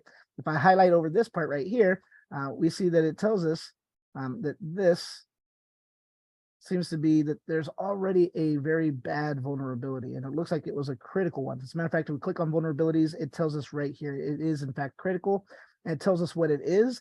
This is a PHP unsupported version detection, and it tells us what kind of family of vulnerability this is, right? This is a CGI abuse. It's only found one of these so far, but look at that score. It's a 10.0. We're going to learn a little bit more about the scoring system that they use when it comes to vulnerabilities, but a 10 is about the worst that you can get, right? So this is going to be something that if we wanted to shut that up, right? If we want to be able to protect against it, this is going to be probably one of the first ones we're going to try and be able to protect against because it's that severe, right? Let's see, in the chats, we have someone saying, seems like Nessus is highly focused on seeking vulnerabilities, while Nmap is primarily focused on network mapping and discovery. Correct. So there's going to be kind of like what Henry was pointing out, right? There's some softwares that are free and some that you have to pay for. So you can get a free account for Nessus, but that's more like to just try it out, right? You're not going to be able to have everything fully available to you with a free account. And so there's some limitations. So Nmap completely free, right? So Nmap is a completely free thing. Anybody can be able to download it and be able to use it completely 100%. And as was pointed out in the chat, it's more for as sort of mapping out the network, getting a lay of the land, figuring out what devices are there, and then what is available on those devices, right? As far as like what ports are there. So it's more for that, right? Whereas Nessus is more for a detailed vulnerability scan and being able to go beyond that, right? So definitely. All right, Robbie, I see your hand is up. Go ahead. Got a quick question. Was wondering about the potential for leaving like digital fingerprints for these types of vulnerability scans. I don't know if you've covered that already, but I was hoping you could maybe elaborate on that. All right, excellent. So as far as digital fingerprints, what's usually going to happen is what is it touching? What is it sort of going and detecting, right? And so one of the things we can do is if we feel that we're being attacked or something like that is happening or we're being scanned, well, we can be able to go ahead and use something like Wireshark, right? Or if we had an IDS in place, it might be paying attention to what's being requested, right? So it might be able to go and look at our logs. Every time we're making a connection, every time we're requesting a port, right? It could be able to go ahead and be logged in one of the log files that we've seen before for Linux, right? And so if we go and take a look at those logs or an IDS is paying attention to those logs, they might be able to go ahead and kind of see, like you're saying, a fingerprint showing us that we're being scanned. We kind of saw that before when we were using Wireshark, right? We kind of looked through Wireshark, we looked through some files, and we kind of saw how we can identify that we might be having a port scan being done on us because we were able to see that in a fraction of a second that we were from the same IP address as the source, right? So it's the same device that was trying to make all these connections to different ports on our machine. And we were able to see that happening, that, hey, we had like all the ports from the very first one to the very last one being requested from the same IP address, the same source, and it all took place in a fraction of a second. In that case, if we see something like that, that's pretty obviously that it's a port scan using something like Nmap, right? And so something similar here, we could be able to go ahead and look in on that, or IDS might be able to recognize that by looking at our log files and be able to say that, hey, all these services are being requested, or all these connections are trying to be done, or they're sending some packets, and it's all coming from the same location, right? And so by looking at that, we can easily kind of fingerprint it and be able to say, oh, this is a scan that's being done to us. And so they're trying to be able to get information about our device, right? Okay. And one more question, if you don't mind. Like, for instance, in the SolarWinds hack, right? They were attacked via the supply chain attack. For some of these services, like vulnerability scans that you have to pay for, are they not subject to vulnerabilities themselves if you have to pay for it? Excellent question. So I would say every software, anything digital, always there's going to be some weakness there. There's going to be some vulnerability. There is never going to be a way that you can make something 100% secure, right? The most secure thing you can do when it comes to something that is digital is turn it off, unplug it, put it inside of cement, and dump it into the ocean. But then you're not going to be able to use it, right? So there's no point in doing that. But yeah, any type of software, any kind of thing that you are running, it's never going to be 100% secure. So even with these, running these, the software itself could have a vulnerability, right? So excellent question. Thank you, Tom. Anything else like that? You're welcome. All right. So we can see right here that the scan is still continuing to run, right? We are able to see that status. Now it says completed. So now we have it that it's done. So that's the difference, right? We saw while I was trying to point it out that it said running and it still had that green circle going, right? Once it's done, you'll notice it says status is completed. It'll tell us when did we start, and then it'll tell us when did we stop, right? So this took about almost 12 minutes total to be able to go ahead and complete its scan. We see then how many things did it find, right? Well, we can be able to scroll down and be able to see everything and click on it if we want more detail. Or at the very top, we can see that it found 16 vulnerabilities. There was one host, right? And then if we scroll to our little summary right here, we can see that the majority of what it found, or 94%, was just that it was leaking information, right? That we can be able to do things to be able to get information from that device, right? Such as the device type, right? And then there was the one vulnerability that we discovered that was critical, right? This PHP unsupported version detected. And then, of course, we can click on each one of those to kind of find out a little bit more information and kind of also what it recommends to do to fix that, right? We notice right here, it even has notes now that it's done. So it says, hey, error, your plugins have not been updated since September of 2022.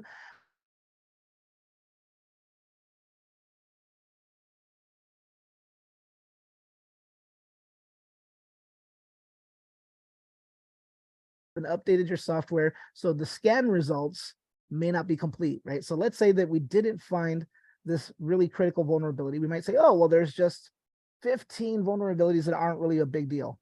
Well, maybe if we had updated our stuff, we might find another vulnerability that is a big deal, right? So that's why it's letting us know that in the notes. We see right here, we can really go ahead and click on VPR top threats. So you see right here, the assess threat level none, there are no vulnerabilities that have been found as being prioritized by Tenable's patented vulnerability priority rating system. So Tenable is the company, the organization that creates Nessus. So they're maintaining a list of like, hey, these are recognized very severe, very problematic vulnerabilities. And if you find something on that list, you better deal with it right away, right? And so it's telling us that of all the vulnerabilities that it did find, none of it were on the list that Tenable kind of maintains, right? And then of course, we've seen the history tab and we've seen the hosts tab as well. So we can be able to kind of take a look at that and be able to kind of see what's going on with that, right? Let's see, in the chat, Antonino said, Nessus to date hasn't been successfully hacked yet. True, right? There's no real reason to be able to go ahead and necessarily hack some softwares unless you can be able to find a reason to be able to make it work for your nefarious purposes. So it hasn't been done yet, but that doesn't mean that it can't be. All right. So once we're done, we could always go back to my scans, right? And we see now that we have that check mark next to both of these saying that they are completed. If I wanted to run that scan again, I could just simply go ahead and launch it again. Or if I wanted to see the information that it provided, I could just simply click on it. It takes us right back to the information of the last scan. Any questions so far with being able to use Nessus or what we were able to do there with that? Or how we did it? All right, so let me go ahead and stop sharing that. And let's go back to my other screen so we can be able to go ahead and kind of see what you guys are going to be doing for your exercise. Well, Tony's bringing that up. Just to go back on some of your questions on, does this fingerprint? Yes, you can see a digital fingerprint as far as network traffic goes. So you're going to start seeing a lot of traffic depending on how many. When you set up your Nessus scan, you can put targets in there. So if you're going to start seeing one target throwing a lot of packets, you can capture that via Wireshark. You can look at that on your traffic monitor that's set up on your servers. So you're going to see a lot of traffic, but look at this as using it in both a blue team and a red team way, okay? You're running it at your house. You can easily pull up a small Debian VM. You don't need to have a GUI or anything like that. You can make a small container. When we start talking, I think we may talk about virtual machines and containers or whatever, but a containerized version of Debian, which is a Linux based distribution. And you can run Nessus Essentials, which we're using right here, for free. You can run it. The part with using free software or the free versions of these tools that we're showing you is you may not get automatic updates. You may have to force updates. You may have to go to the website and download updates. It may not run automatically. You may not be able to set up an automatic scan X amount of days a week or times a day or whatnot. You may have to force that. So all these tools you can run on your own personal computer or an old laptop, which would be great. Run all these tools on there and these services so you can scan your network so you can see what's going on. The more you use them, the more you're going to feel comfortable with them. And when you're actually in the real environment using these tools, you're like, okay, I can do this. It's real quick and easy. So just keep that in mind. But yes, both you go on site as a red teamer, you're going to run Nessus off of like a little, you can run it off of Raspberry Pi. It just takes forever, but you can run it off of a small server. You can run it off of a virtual machine within your work laptop. So yes, there's free versions out there. The free version of Nessus is OpenVAS or VAS, however you want to say it, OpenVAS, and that's fully open source and free. Was made off of the same code as Nessus, but Nessus has a lot of great tools, and you're going to see out there that almost every environment you're in has one or both of those tools available for vulnerability scanning. So just want to put that 2 cents in there. Yes, excellent information. All right, so as far as what we're going to have you do, we're going to put you in the breakout rooms pretty soon, and we're going to have you work on exercise 2B. So what are you guys doing for this? Well, as we just showed you, right, you're going to go ahead, and if you haven't done so already, open up your terminal, right, switch into the root user. Again, we were able to do this using sudo-s, right? Then go ahead and start up your Nessus service. You see the command right here again. So we're going to our system control. We're starting nessusd.service, right? Now, again, if you do this in the vulnerabilities VM, you're going to get an error like we did at the beginning, right? It's going to say, hey, Nessus isn't installed on this machine. So you're going to want to do this in your reconnaissance lab. When you do it there, you're going to go ahead and see that it already has Nessus installed, so it should be able to start up without any issues. Once you've started the service, you're going to go to your Firefox web browser. You might need to clear the cache as we demonstrated, right? And then go to https://localhost:8834 to connect to the web interface. And that way you can be able to start using Nessus. It's going to ask you to sign in. So we see the username is fstack, password is academy. And then once you're in there, we're going to have you go ahead and scan the Windows portion. Right, so if we look, when we open up the reconnaissance, there's a Windows VM, right? And there's the Kali VM. So it says Go ahead and also open up your Windows VM, right? The Windows system.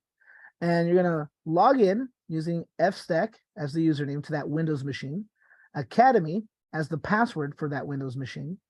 And then once you're inside of the Windows machine, you're gonna use your command prompt to be able to go ahead and figure out what is the IP address of your VM, right?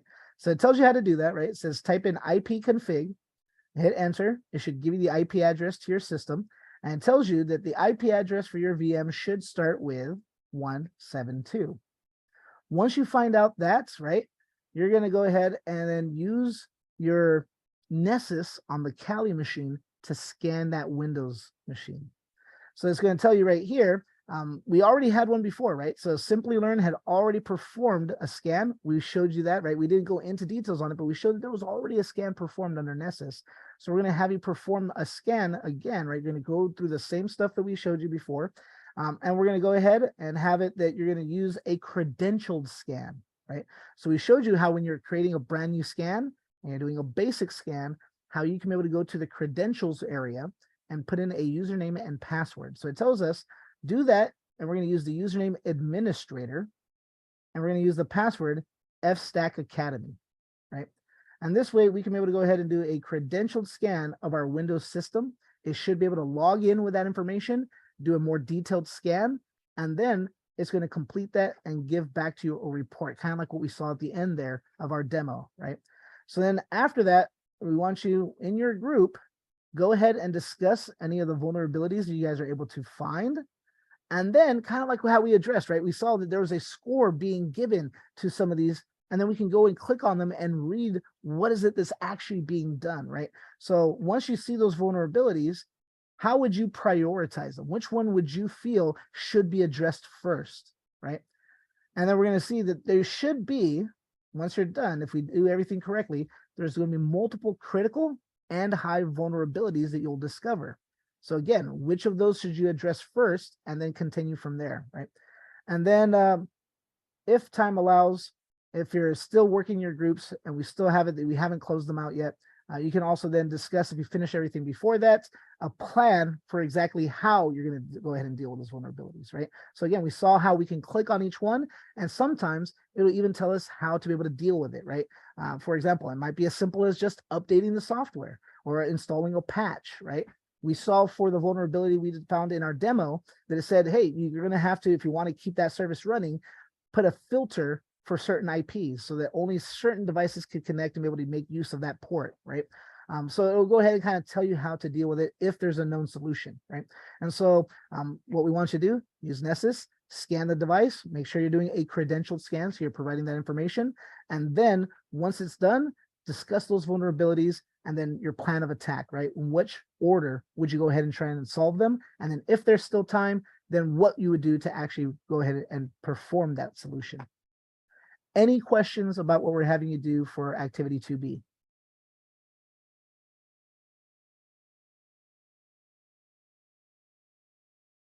All right, in that case, Justin, if we have the breakout rooms available, let's go ahead and open them up.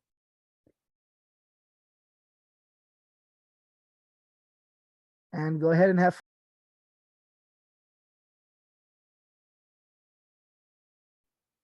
Sure.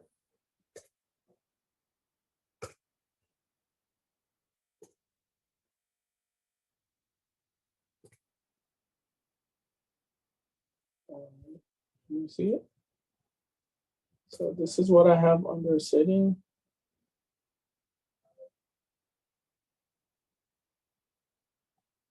All right, let's see. And then under credentials is host, but it's just, I don't see the Windows option. Let's see, let's go ahead and go back. So right there where it says back to the scan report. And let's go back to my scans.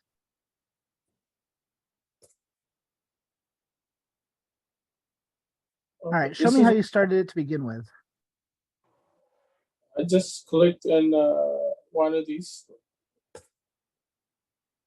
Okay, so if we click on that one was a scan that was already done. So that's already had the settings and everything sort of set up, right? And the other one, it looks like you may have already accidentally created one and then set it up. So What we're gonna wanna Yeah. do is let's go back to my scans. Let's go ahead and scroll all the way to the right. So down at the bottom with that little scroll bar. Yep. Let's go ahead and click new scan again. Oh. Let's go ahead and scroll to the left. Let's go to scroll down and we're gonna click on basic. Yeah. Mhm. And then let's see, if you were to go to credentials now. All right, so it is still showing it like that. Yeah, you should be able to go and get your host IP from your Windows VM, and you should be able to type it in there. You had that on your first one. If you go back to Yeah, I your scan templates, yeah, you can add your IP address in there or range, which is that 172 number.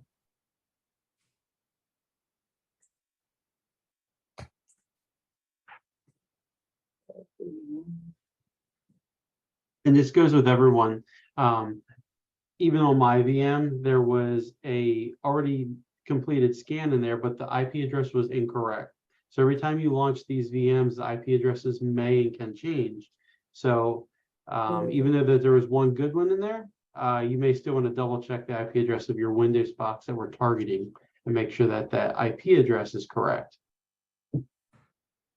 So here's the IP address. I think Mhm. John might have it correct. John is saying that once you've entered that information on there and then you go over to the credentials, you may have to try and see if you can be able to zoom out to be able to go ahead and see the rest of it.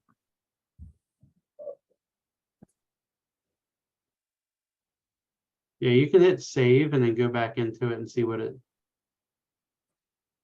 Yep. So what I would recommend is you'll notice up towards the top left, right underneath where it says Reconnaissance Lab 2, right? We'll see that it says Kali and Windows 2016. If you go ahead and you click on Kali, it should go ahead and open up an entirely brand new tab just for your Kali machine, right? And then if you go ahead and Up in the if you green, open the up- green button. Yeah, Keep- I see. yeah. Yeah. So if you click there, it should open up an entirely brand new tab for your Kali machine. And then if you close the original one, or if you move to another thing, so we go back to our LMS and let's say we go ahead and we move to something else, right? Then that opened up tab should go ahead and get a better resolution. So you can be able to work with your VM in a better resolution than what it's providing. And that Okay. might help out with some of this. Okay, I'll give it a shot, and if there's any issues, I'll probably get back during break. Something. Sounds Right. good. Thank you. Mhm. You're welcome. All right. Are there any other questions or concerns or comments? All right, I see your hand up, Robbie. Go ahead. I had a couple of questions, if that's okay. Yeah, go ahead. I'm assuming that I haven't read ahead yet, but I'm assuming that the software is capable of not just individual scans for IP addresses, but for more comprehensive network scans as well.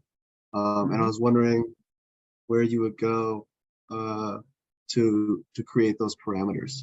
And also, could you be more specific? Like, can you search for maybe 6 different IP addresses on multiple different subnets, things like that? Like, how specific can you get with Nessus?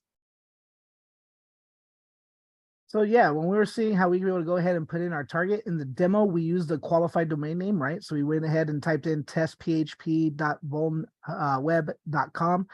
But we also said we could be able to go ahead and type in IP addresses, right? We could be able to type in more than one there. We could be able to type in a range, or like with Nmap, how we could be able to do an entire subnet with using CIDR notation. We could be able to type it in right there. So right there on that target section, when we're first setting up the settings for our scan, that's where we'd be able to specify that.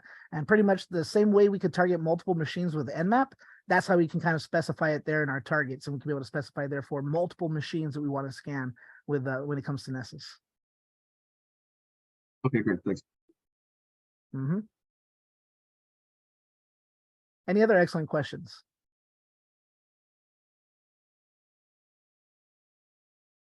All right, then to wrap up our discussion for that, we're going to see after the exercise, we do have this wrap up, right? So we're going to see right here, we want to kind of hear a little bit from each of you, right? So the first question is we want you to go ahead and kind of think back to when we're going over and talking about our passive and active reconnaissance, and then how we kind of reviewed Nmap. And what are some pretty common scans that we can do with Nmap? And then what are the benefits of each of the named scans? So I would like to hear at least 3. So who can be able to go ahead and kind of remember what one type of scan we can do on Nmap is, and what is the benefit of doing that scan?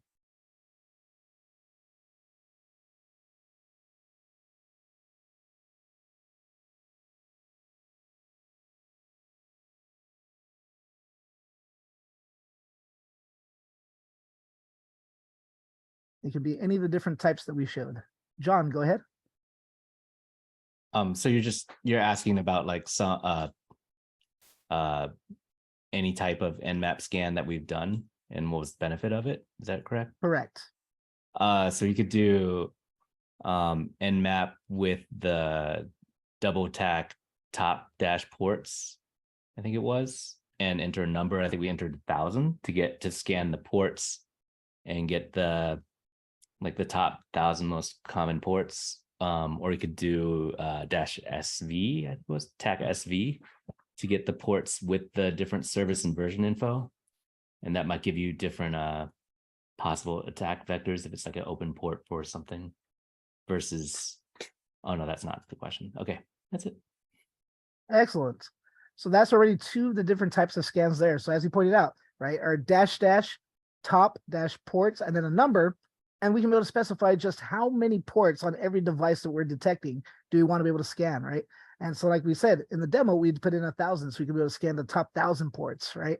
And then he also pointed out dash SV, which we can be able to use to find out the service that's running on those ports. So what type of software is running, and then what is the version number, right? And then let's see, in the chat, we also have it that Henry was saying, we could go dash and then lowercase s and then capital S for a type of what we call silent scan, right? One that's gonna be a little bit harder to detect when it comes to looking at stuff like our Wireshark, right? And then another one that we did show, Antonino goes ahead and puts in the chat, was Nmap with a dash and then SN, which is our ping sweep, right?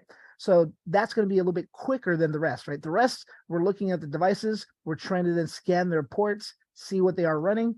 But when it comes to the ping sweep, we're just, hey, ping that IP address that's in the range that we're trying to scan, and do they respond, right? So that's going to be more for host discovery, right? So our dash SS would be kind of trying to evade while we're doing our scan. The dash SB to figure out what version our software is running on these machines. The top ports to figure out which of the top most common ports might be responding. And then our dash SN, a host discovery, right? What devices are actually responding that they're there on this subnet, rather than looking at what they're running, right? So excellent. So those are some common scans, and that's the ways we would use those, or benefits for why we would use those versus another one, right? Second question, it asks then, in your own words, what is a vulnerability? And then what is the difference between what we call a vulnerability and an exploit? So who thinks they can be able to go ahead and provide the answer there?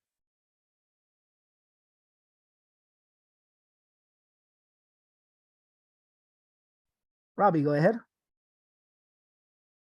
So a vulnerability is mainly just like a weakness or maybe a bug or just a flaw in a basic system, like any sort of like software.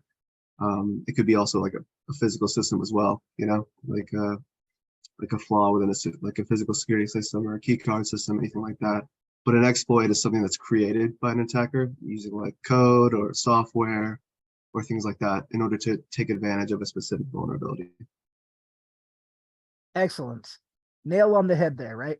So the 2 things we're really looking for is that the vulnerability is a weakness. And as Robbie was pointing out, doesn't have to be necessarily a weakness in the digital software, right? It can be a weakness in anything, physical security, digital security, anything in general, right? A bug, misconfiguration, anything that's going to result in there being a weakness of some sort.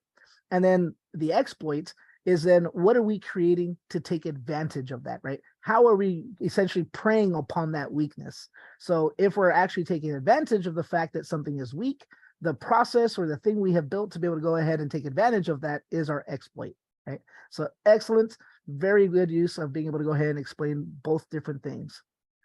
And then the last question is, in your own words, who can explain what is Nessus? So what we just went and used and we were able to go ahead and get some experience with, how would you describe that in your own words? What is Nessus?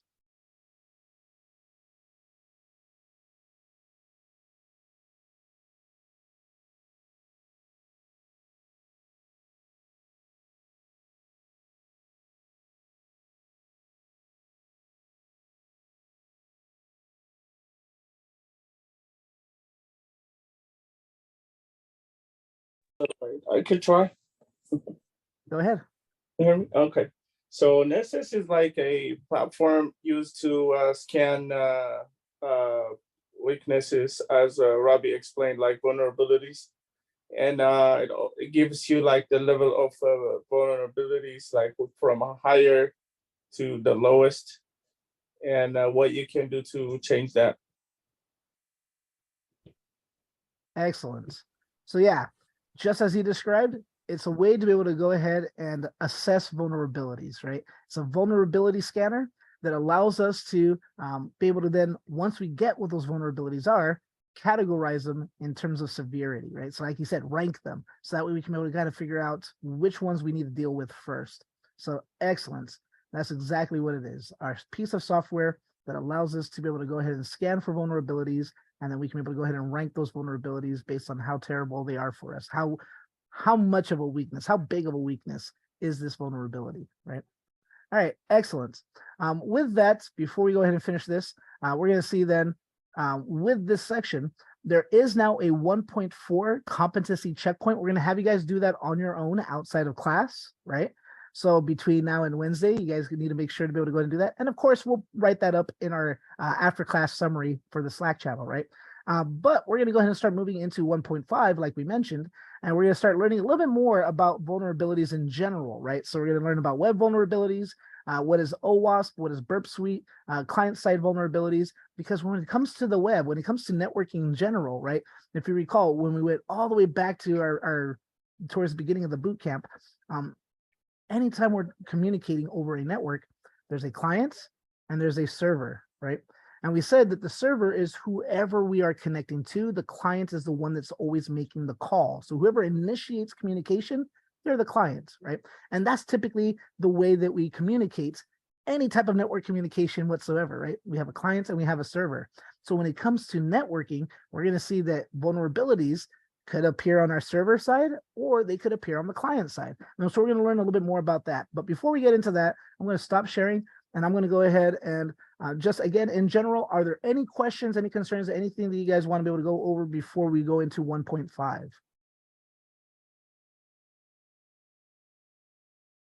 All right, then in that case, I'm going to go ahead and pass control over to Justin, and he'll go ahead and start 1.5 with us. Thanks, Tony. All right, so we're now going into from a point of scanning a computer for what vulnerabilities, what's running on the computer. Now we're actually going to look at those web applications that you might have scanned on your system scan from Nmap or whatever other service you were just using to scan, since there's a multitude of them out there. So now you might have seen that there's a web host out there. There's a web server out there that is now hosting information. And how can you manipulate that to get into it, to see some traffic passing through? How can you manipulate a website to kind of capture your key inputs, like what's coming back to you when you actually go to the website, when you go to google.com, when you go to bankofamerica.com or whatnot, what actually is sent to that server and what comes back. And that's what we can use a tool called Burp Suite, which is pre-installed on Kali. And we'll jump on that into that here in just a second. So let me bring up, share my screen. Over here to the desktop. All right. So this is section 1.5. Web vulnerabilities, OWASP, Burp Suite, and client-side vulnerabilities. So we're going to do the client side tonight. We're going to do the server side tomorrow. Excuse me, on Wednesday. On Wednesday, we're going to do server side. So you're going to see both sides of how Burp Suite will work and how web vulnerabilities take place. So the introduction to this one, after reviewing the rules of engagement, so you know your scope, you know your box you're going to play in. After viewing your rules of engagement document of the simplylearn.com penetration test, it appears both web exploitation and user exploitation are in scope, means you can actively send commands back and forth. You can actually hack, quote unquote, these applications. This means that the penetration test team can be permitted to exploit, just like I said, simplylearn employees, web browsers, and websites. That's a part of simplylearn.com. So keep in mind, like the scope, simplylearn.com. So as you're navigating through simplylearn.com, as you're looking at web applications on simplylearn.com, but if they pivot, let's say simplylearn.com pivots to an Office 365 environment, if it pivots to a Azure environment, that's out of the scope. So you can record, you can document that you started in point A, but it did pivot outside of it, and it's okay. You recorded that you went, the end result was that this database linked to an Azure database or another Microsoft database or whatnot. So that's what we mean by staying in scope. So as long as it is staying within the simplylearn domain, we're good. As part of showing your responsibilities, you have been tasked with understanding web application testing methodology and basic client-side vulnerabilities that could prove useful during this engagement. Long story short, what does that mean? We're going to explain emerging security issues, those risks and vulnerabilities that are associated with them, explain the purposes of OWASP and the resources they provide, use configured tools to perform offensive security techniques, and exploit a web application to expose the client-side vulnerabilities. So what is OWASP? That was the biggest thing right here. OWASP is the Open Web Application Security Project. They've got a pretty cool icon. It looks like a bee or a wasp, and they're at almost every vendor fair that any kind of cybersecurity background or nexus is hosted. It's a nonprofit foundation dedicated to improving software security. It is best known for the OWASP Top 10.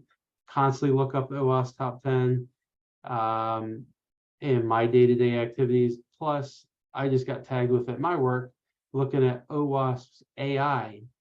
They've got a new document out there that I was tasked today to look up, and I need to do a report on that. So OWASP does a lot of really cool things, representing a broad consensus of about web applications, top 10 most critical security risks.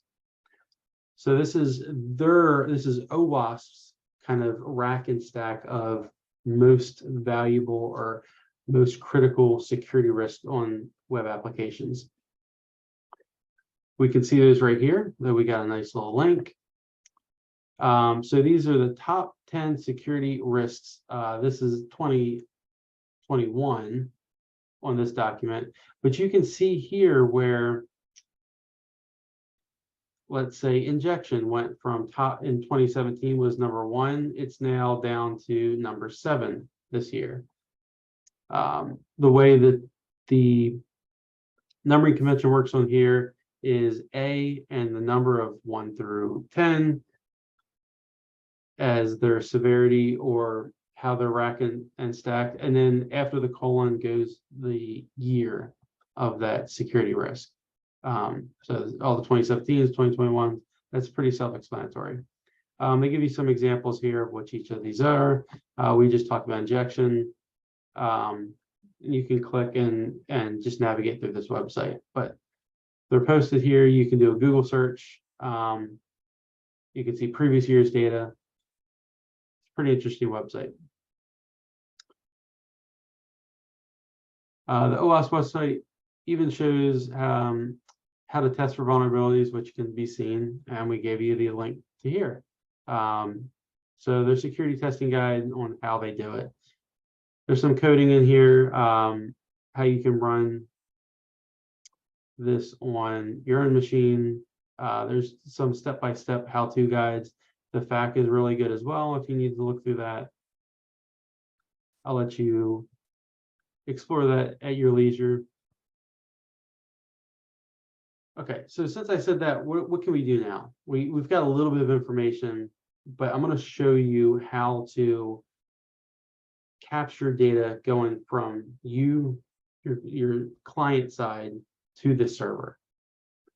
So we're not worried about what the server sees, you're going to see what you can see, what your computer seeing, your client seeing. So we're going to use an application called Burp Suite. This is pre-installed in your Kali machines. And the way we can get to that is I'm going to close everything out. So I'm going to start fresh for you all. Any questions up to this point? Not seeing anything.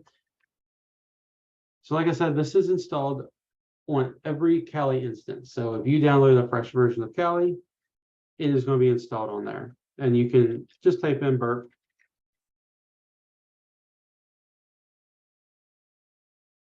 Burp Suite has two different versions. They have a community edition and they have like a professional edition. It's got a lot of other stuff in it.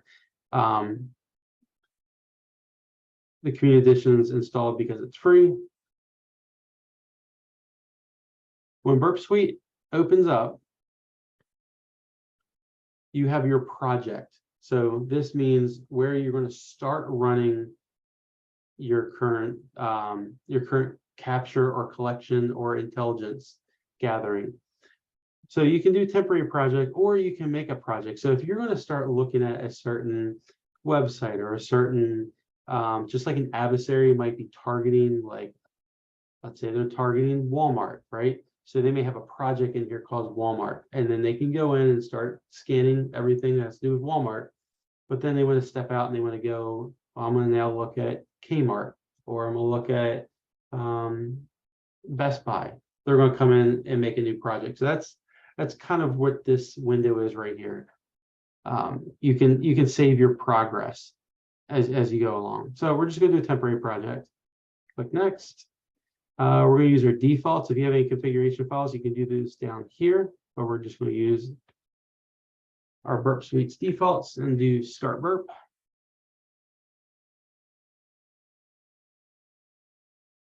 And everyone can see this. Do I need to make it a little bit bigger? See if I can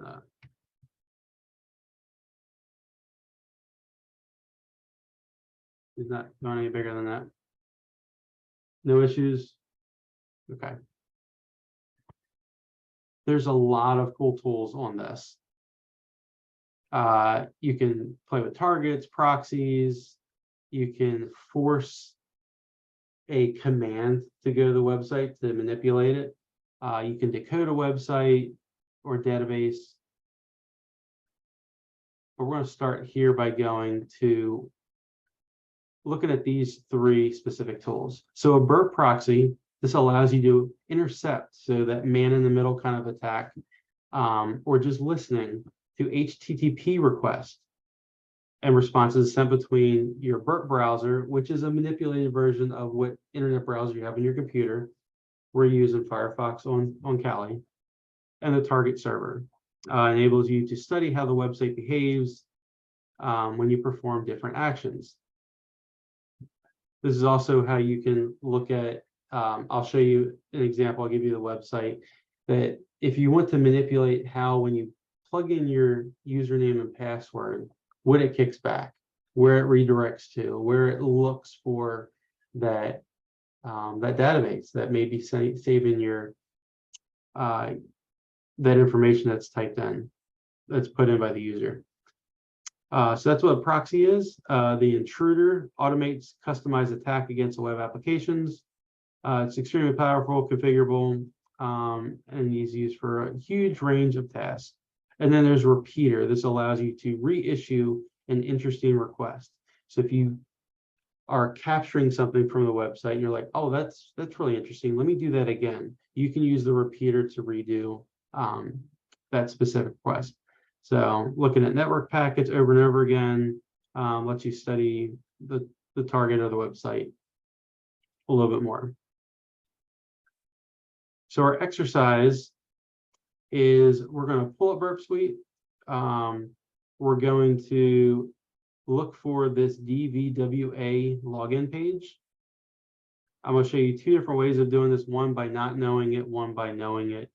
And you can use these steps for any website, but we're gonna look for this one. You're going to navigate to the brute force section of the application. So brute forcing isn't, there's no brute force button on Burp Suite.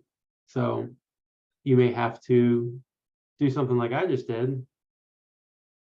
Look up Portswigger, which is the creator of Burp Suite, using Burp to brute force a login page. So Google is your friend.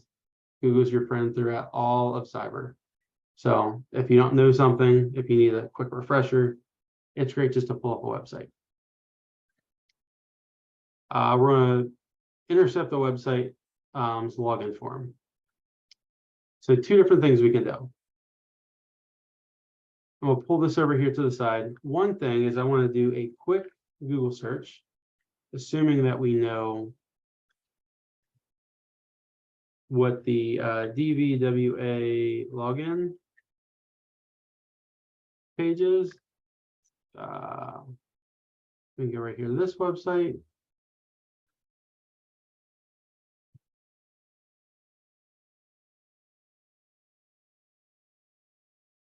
So there's another external tool that they're saying. Let's say you don't know what the website is, or maybe you do know what the website is.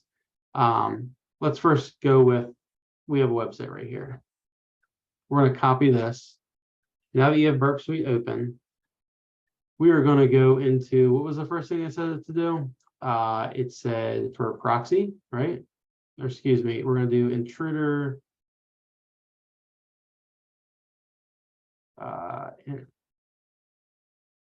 We're under, I think it is just proxy and intercept, because we're intercepting. There's a repeater here for this next one, but we're intercepting. And why I tell you do intercept's the only tab in here that's going to bring up your browser. It says, use your browser. So we're going to use proxy and intercept. And Burp Suite has its own embedded browser, and by default, it's going to pick up whatever default browser you have, but you can configure it if you want a different browser to run. So I'll open my browser, and when you open the browser opens, it's going to have a splash page, let you know that you're in Burp Suite's configure browser. I'm moving this to the side here because as I type this website in here, and I click enter, you're going to see Burp Suite changed. So what did Burp Suite do? Burp Suite pulled the raw information of what I just was requesting. Notice the website did not change. The browser did not go to the website. It's saying that we pushed a GET command to this domain. Here's the HTTP version. Here's the host. You can see right here, edgenexus.io. There's some other information in here. Chromium version, mobile, what platform.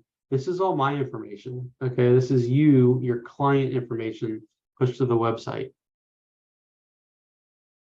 And I'll pause here for one quick second to bring like a real world reality to this.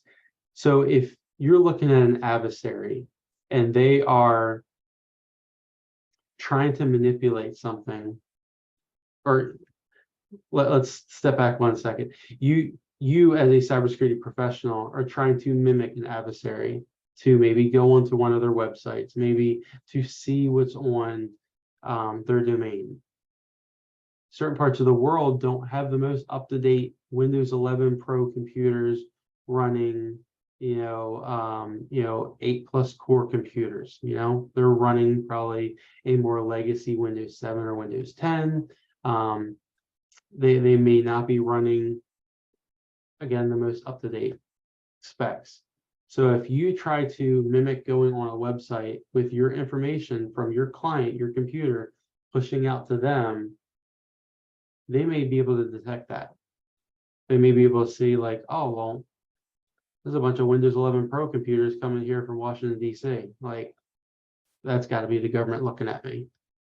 And guess what? They can have a redirector set up to where you think you're going there, but you're now looking at flying panda bears in Japan. So just keep that in mind. Information like this allows you to safely mimic and view what your website, what your client is doing when it's going to a website. Insecure request. Why is it insecure? Because it's HTTP, not HTTPS. So remember that right there. We can, but let's do this while we're, it does say HTTPS. So let me click it again. And did it refresh? It did not refresh. I might have to go back. Oh, intercept. So let me do that again to show you what I just did. So intercept on, intercept off. Intercept on means you're starting to capture it just like a packet capture. And as soon as you're done, you can turn it off. Meaning it will act. So intercept off right now. If I click this website, it's going to go right to the, it should go right to the website.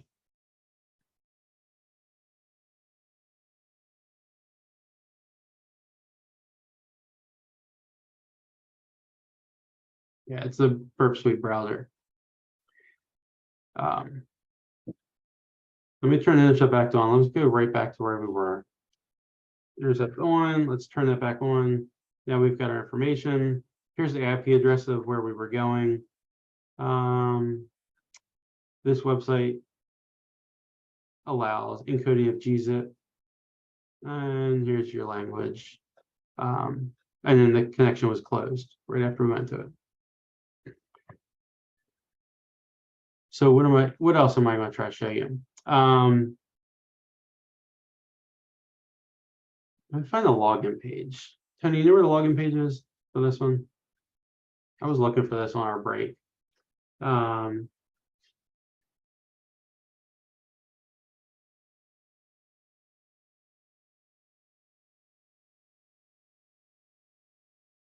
login page should.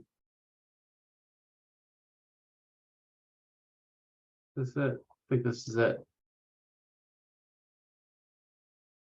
Yeah, this might be it. We can try this one.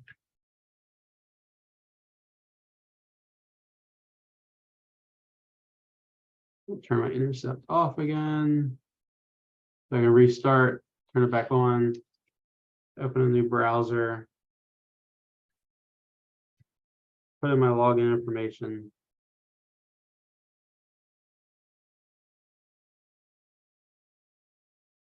We got a little bit more information here. We got document this time, still connections closed. And then we have what can this page accept is right here. And this may be kind of like gibberish right now. It may be like over the head. That's okay. The more you look at this, the more you can just look at a source of a web page. I'll go over here and do, you can do right click and do inspect. And you can kind of look at your inputs for your web page as well. Your inspector will work the same way.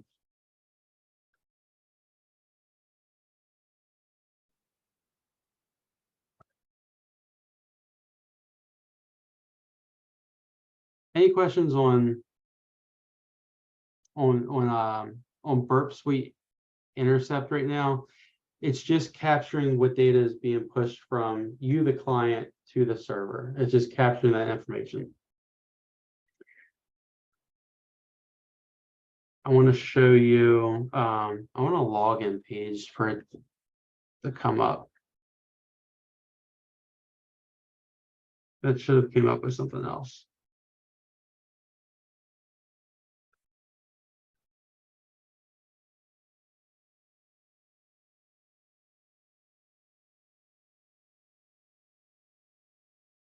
No, I don't want to do repeater. I'm gonna do intercept. We intercepted that website. We did two different websites. Let me try google.com.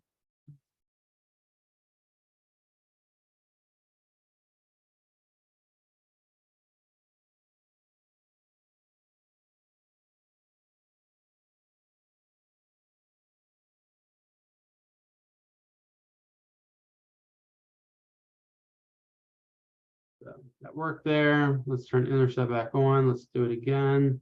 Oh, there it came out. So here's what google.com came back. You can see that there's your cookie for your session. So it captured a cookie from us going to google.com.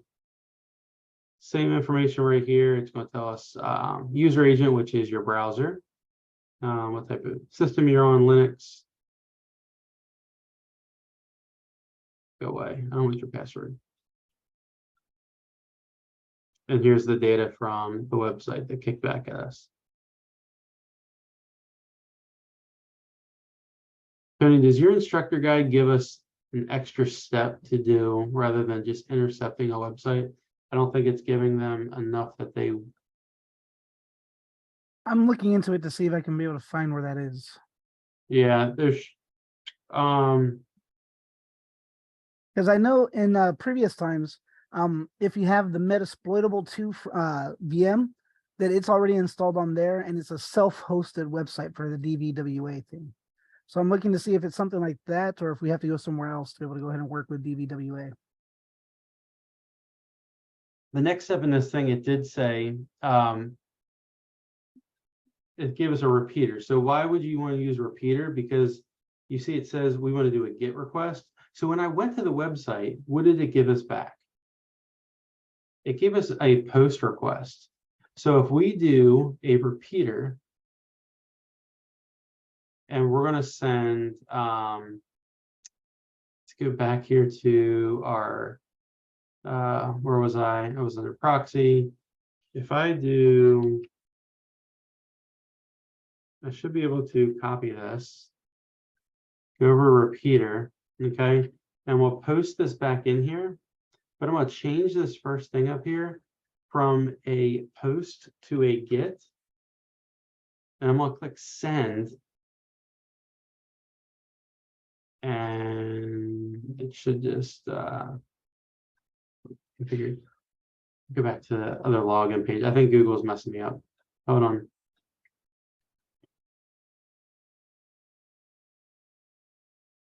Close this out. Copy this website again. Do a fresh one.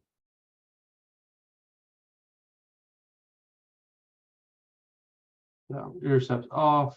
Let's turn it back on. Let's open a browser. We're going to type in a website here.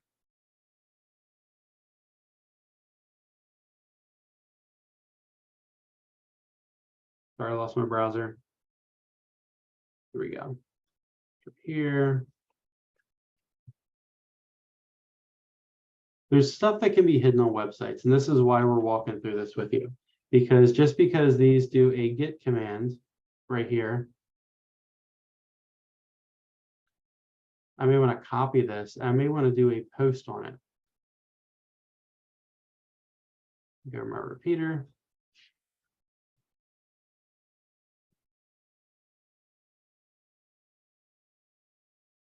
So if I do GET and send the GET, it should come back up over here as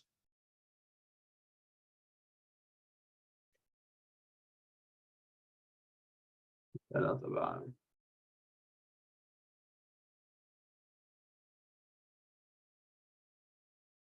Why is it coming up for this?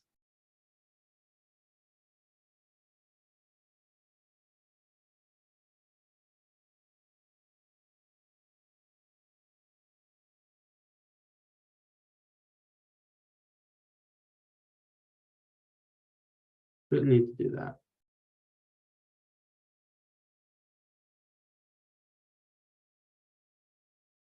See, nothing popped up on my post. And let me go back to the git command and we should get the website.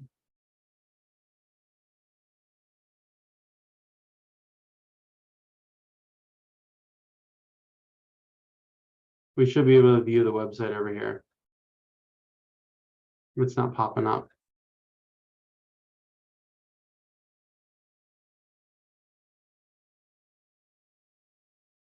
Let's change the target. Let's do HTTPS. Let's see if that works.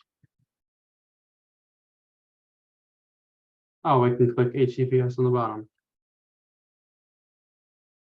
Not specify a port. Let's just click that.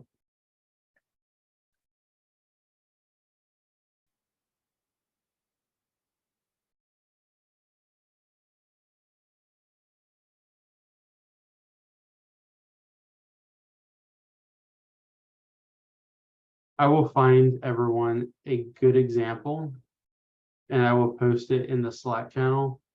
There's a couple websites that you can take these get and post commands and you can throw them in the burp suite. And when you change the get to a post or the post to a get, it remanipulates the website. You can either see the back end of it, you can see extra information, you can pop up a login, you can get the admin login. I will look them up and I will post these for you because we should be able to see this and manipulate it on here. And it's very fun and interesting. It's just not popping up for this website. And it just could be this website as well.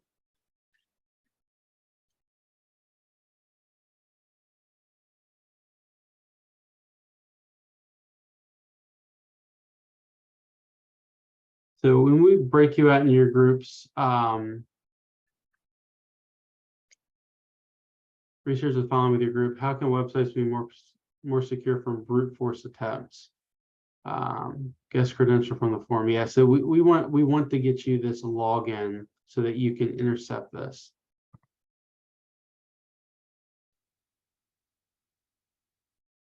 That's something we did. You find it yet, Tony? So DVWA can be installed into Kali. We can go and apt install DVWA and it'll install it.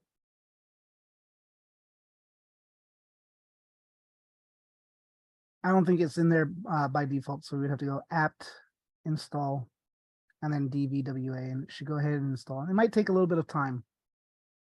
Not too long though. But sudo spelled wrong.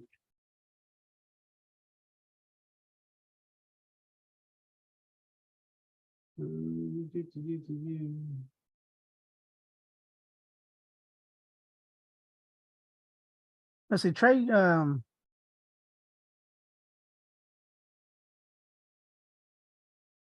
me see.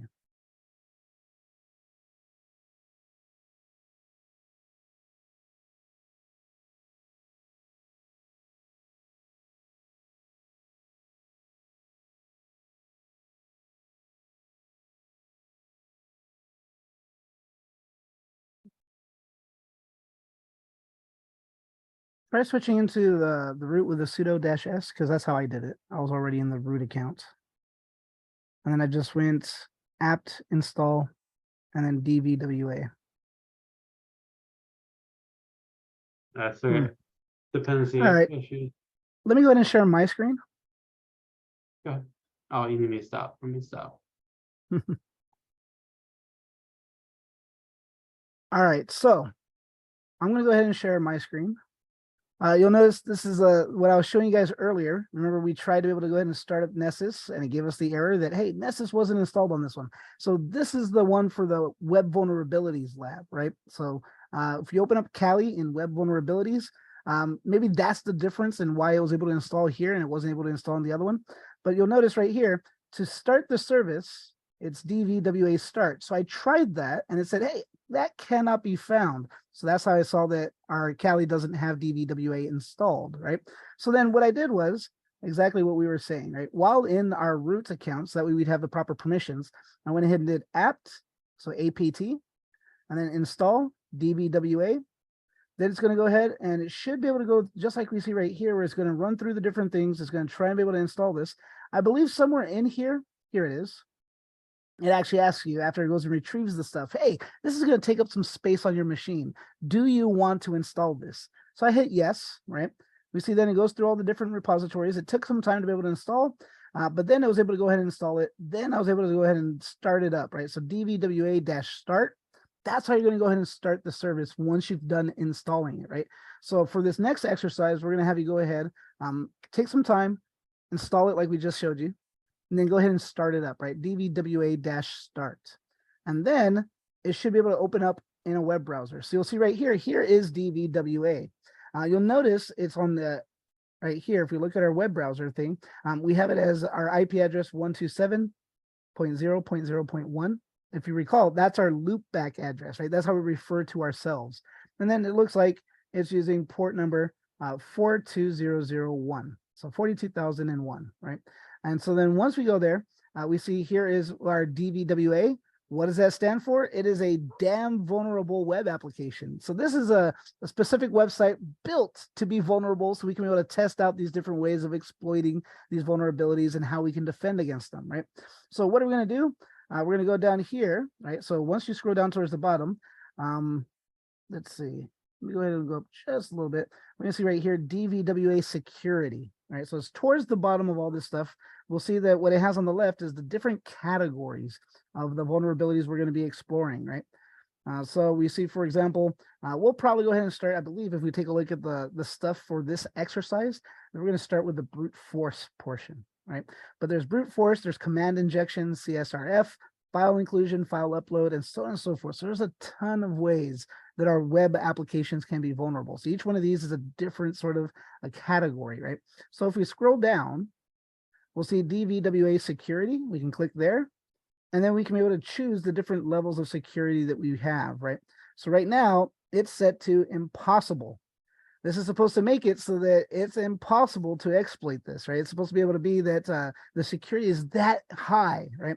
But we can be able to go ahead and change it. We can be able to go medium, high, or low. So I believe we're going to go ahead and switch it to low, click submit, so that way it changes it. And we'll see that change now right here, right? It went from impossible to low. And it tells you the different categories right here and kind of what they represent, right? So how does it change that level of security?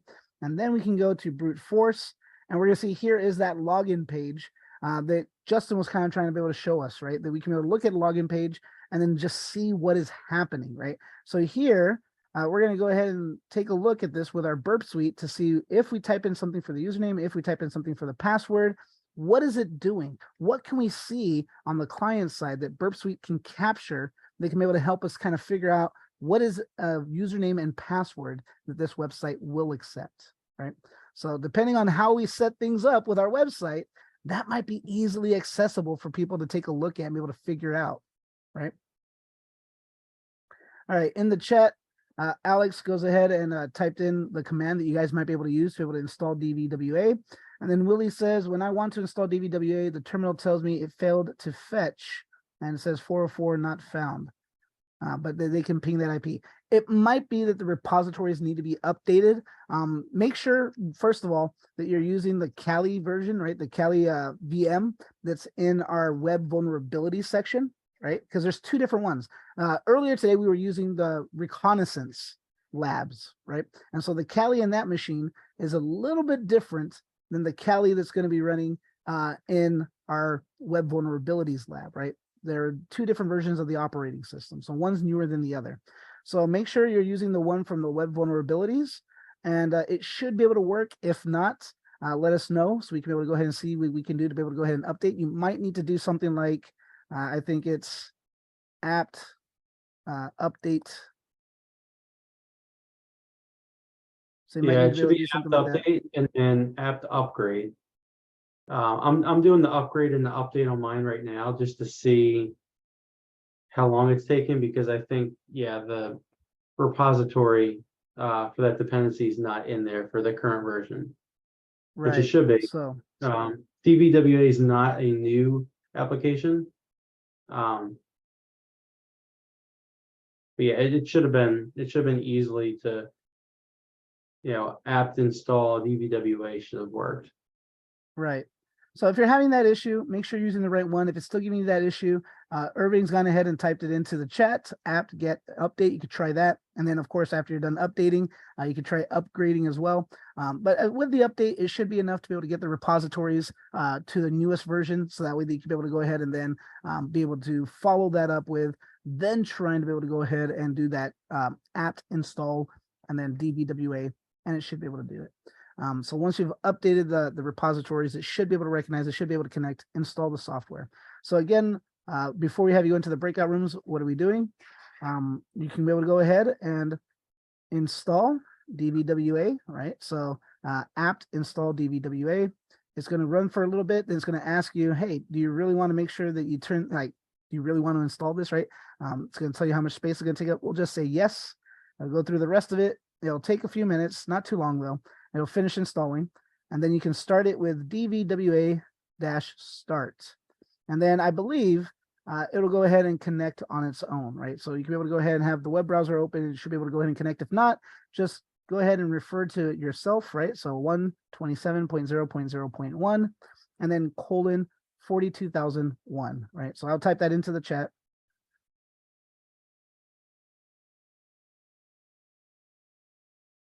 So let's see, actually, let me do that again.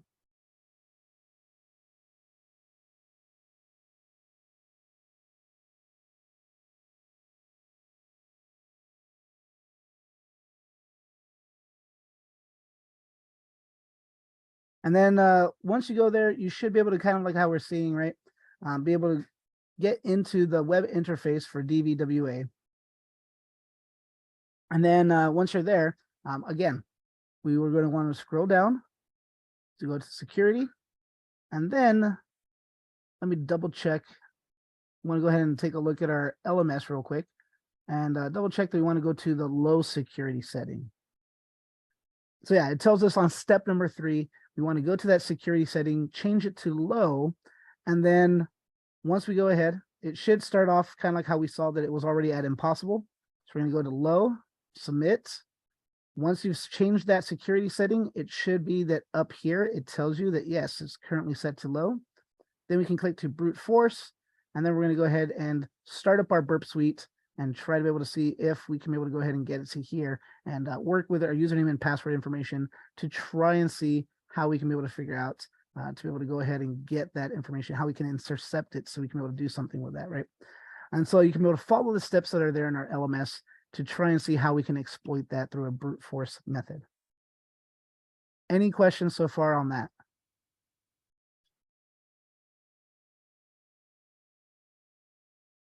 All right, if there's anything else you want to tell them, Justin? So go ahead and raise your hand if you're in your breakout room and you have any issues. One of us will jump in there and try to walk through it with you.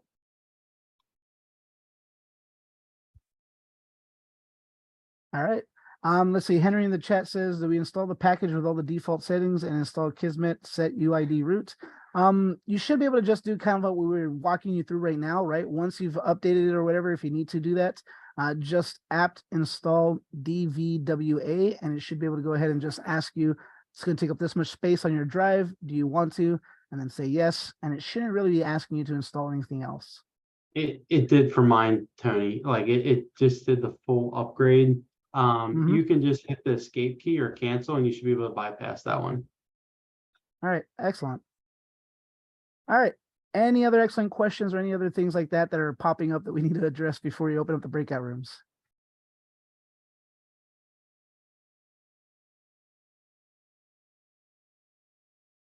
You have just a few minutes until the end of class. So I know not everyone was able to go ahead and get through everything that we had for this activity. That's fine. We'll likely go ahead and give you guys more time to be able to go ahead and continue to work on this stuff. Of course, you can be able to work over it since we have tomorrow that we don't have class, right? You guys can continue to work on it, try and see what you can do. And then we'll probably go ahead and take in any questions, address any concerns, and maybe go ahead and do a quick demo if necessary on Wednesday, right? So we can be able to go ahead and kind of show you if there's any lingering questions or if you guys are still struggling with that. So if you didn't finish it tonight, that's fine. Try to be able to work on it over the little break we have on Tuesday, right? And then go ahead and see if you can be able to go ahead and bust that brute force for the username and password by the time we have class on Wednesday. With that, I'm going to go ahead and pass over to Justin again, so that way if there's anything he wants to be able to bring up or address before we wrap up, we can do so. So real quick, when you're getting into this VM, I know a couple of us had some issues getting it running. I myself had an issue too with a hiccup. When we come into our Vicarium lab, we want to make sure that if you see Kali and Ubuntu 22 here, it means we've loaded the vulnerability lab. I was still stuck on the reconnaissance lab. So you may have to close out all VMs you have, go back into Vicarium, open up the vulnerability lab, and then we should have these two workstations available for us. The first thing you do when you come in here, let's see if DVWA is installed. I typed that in, it was not. It says you need to install it. You try to install it, it says your packages are out of date. So how do we update our packages? If you're in root, you would just do apt update. If you're not in root, you can do sudo apt update. The only thing that update does is updates all your repositories. So all those dependencies, all those packages. Then it knows where DVWA is. So the next command would have been, I'll write this into our Slack channel, so don't worry. Our next one is apt install DVWA. You'll get halfway through this bit of verbiage here, and it's going to say, do you want to install it? Type in Y, it will install it. Right here it is. Do you want to continue? It's going to install the package. The next thing you're going to do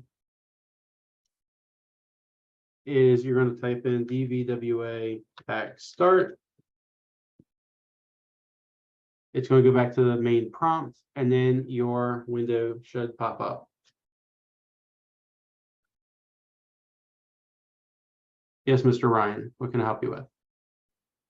Oh, you're still muted. So I've done that a couple times now. I don't know, Willie was in our group too, and he was having the same issue. I don't know, so if I can try to practice it or whatever, I'm unable to get in, to download it.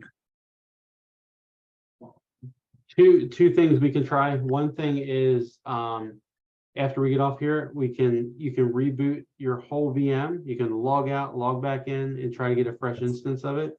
If not, if you do have your own Kali virtual machine on your computer, you can use VirtualBox, or you can use VMware. You can download a free version of Kali. DVWA is installed by default on it. I just tried it on my personal computer, so it will work a lot. Just a little band-aid just in case this doesn't work. You'll be able to run it on your personal rig. And it doesn't require a lot. So I'll give it a shot after class. I'll try to re-download it. And I'll have some time tomorrow to help you out as well. Does anybody else have any issues with getting this started? Real quick, before we go into that, I would say, Ryan, if you're willing to, if you haven't shut down your VM yet, stick around a little bit after the end of class and then share your screen. That way we can be able to take a quick look at it, and we can be able to see what might be the cause before we go ahead and kind of wrap that up. Okay. Yeah, I haven't shut it down yet. Okay, excellent. Anyone else? Any questions? Anything else we want to go over real quick?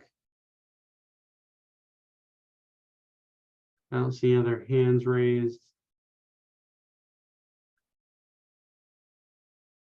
Well, if nothing else, then tonight we got into web application on the client side. We finished up our reconnaissance on our section before this. We also have section 1.4, which is your wrap up of the first 4 sections. That's a couple questions there we need you to fill out and complete, and you have the next day or so to do those. And then tomorrow I'll have some office hours posted as well. If you would like to jump online as we go through this, I can give you some tech support if you need it, or you can hang around here in just a few minutes and we can look through it as well. But I want to thank everyone for their attention today. Hopefully you had fun. Hopefully it started to work for you. I know there's a little bit of a hiccup, but we'll make sure that our labs are running correctly on Wednesday so that we can jump right into it.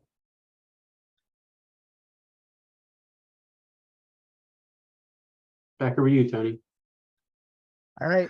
With that, I'll go ahead and say that's all we have for you guys tonight. So if you have any questions, or like Ryan, if you're having issues with getting DVWA up and running and you're able to stick around for a little bit, go ahead and do so we can be able to address your questions, get it up and running, that we have time to be able to practice it before Wednesday. Otherwise, if you have no further questions and you were able to get DVWA up and running, have a wonderful night. We'll see you guys on Wednesday. And also, of course, do remember to fill out the poll that is there on the link in the chats, right? We also posted it to the Slack channel. Thank you so much, Tony and Justin. Thank you so much for an amazing session, and all participants. Survey link is in the chat box. Please you give your valuable feedback and rate the session accordingly. And I could see a lot of you guys asking for help. I hope everything is addressed.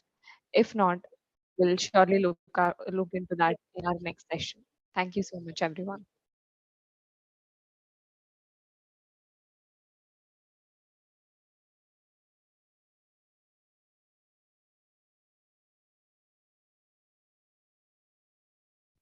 All right, for those of you that are still here, if you have any questions, starting with Ryan, if you're able to, go ahead and share your screen. Let's go ahead and see what we can do to get you up and running.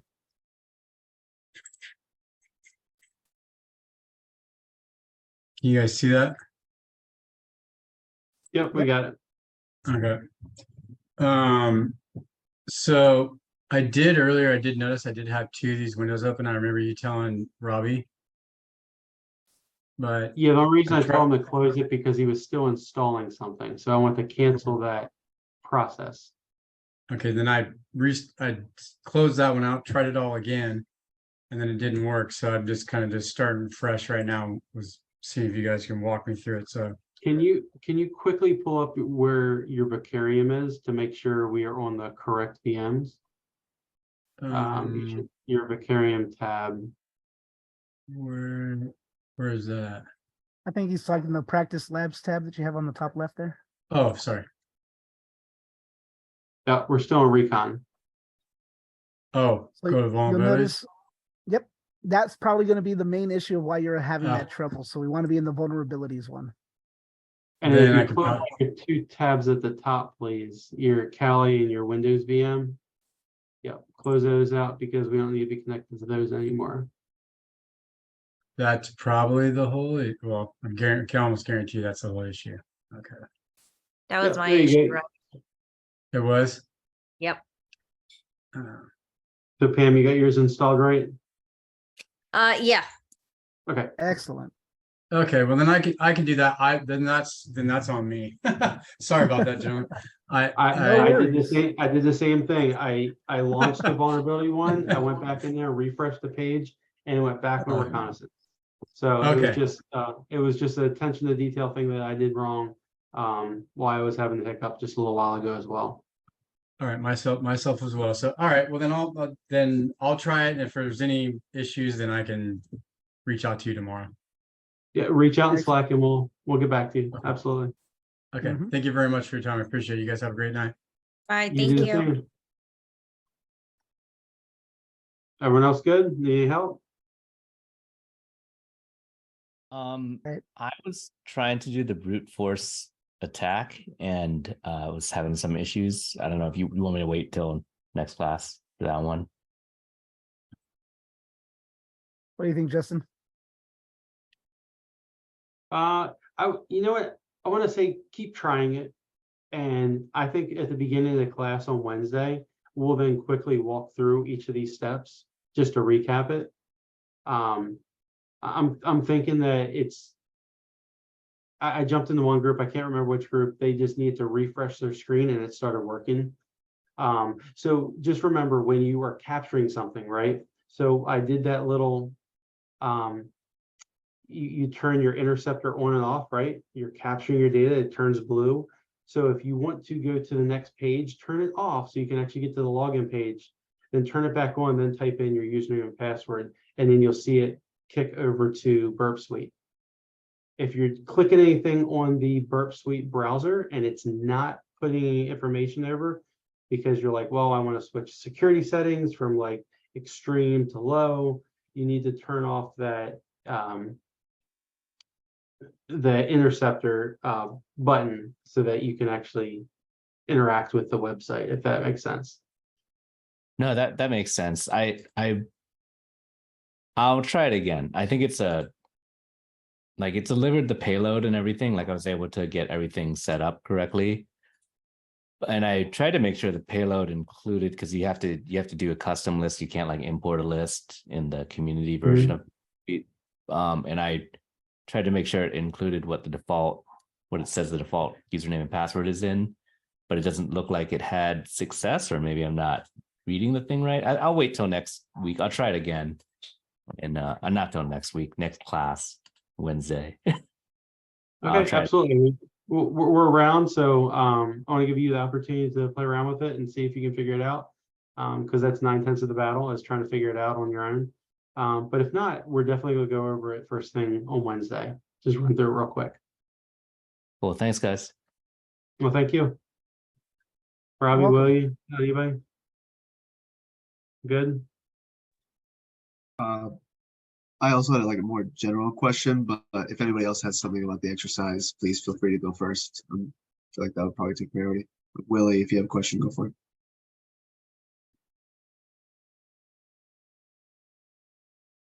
Or not. There you go. No, I don't have some question. Maybe I will try to reboot my virtual machine. So I will have a try and keep talk in Slack. Yep, sounds good.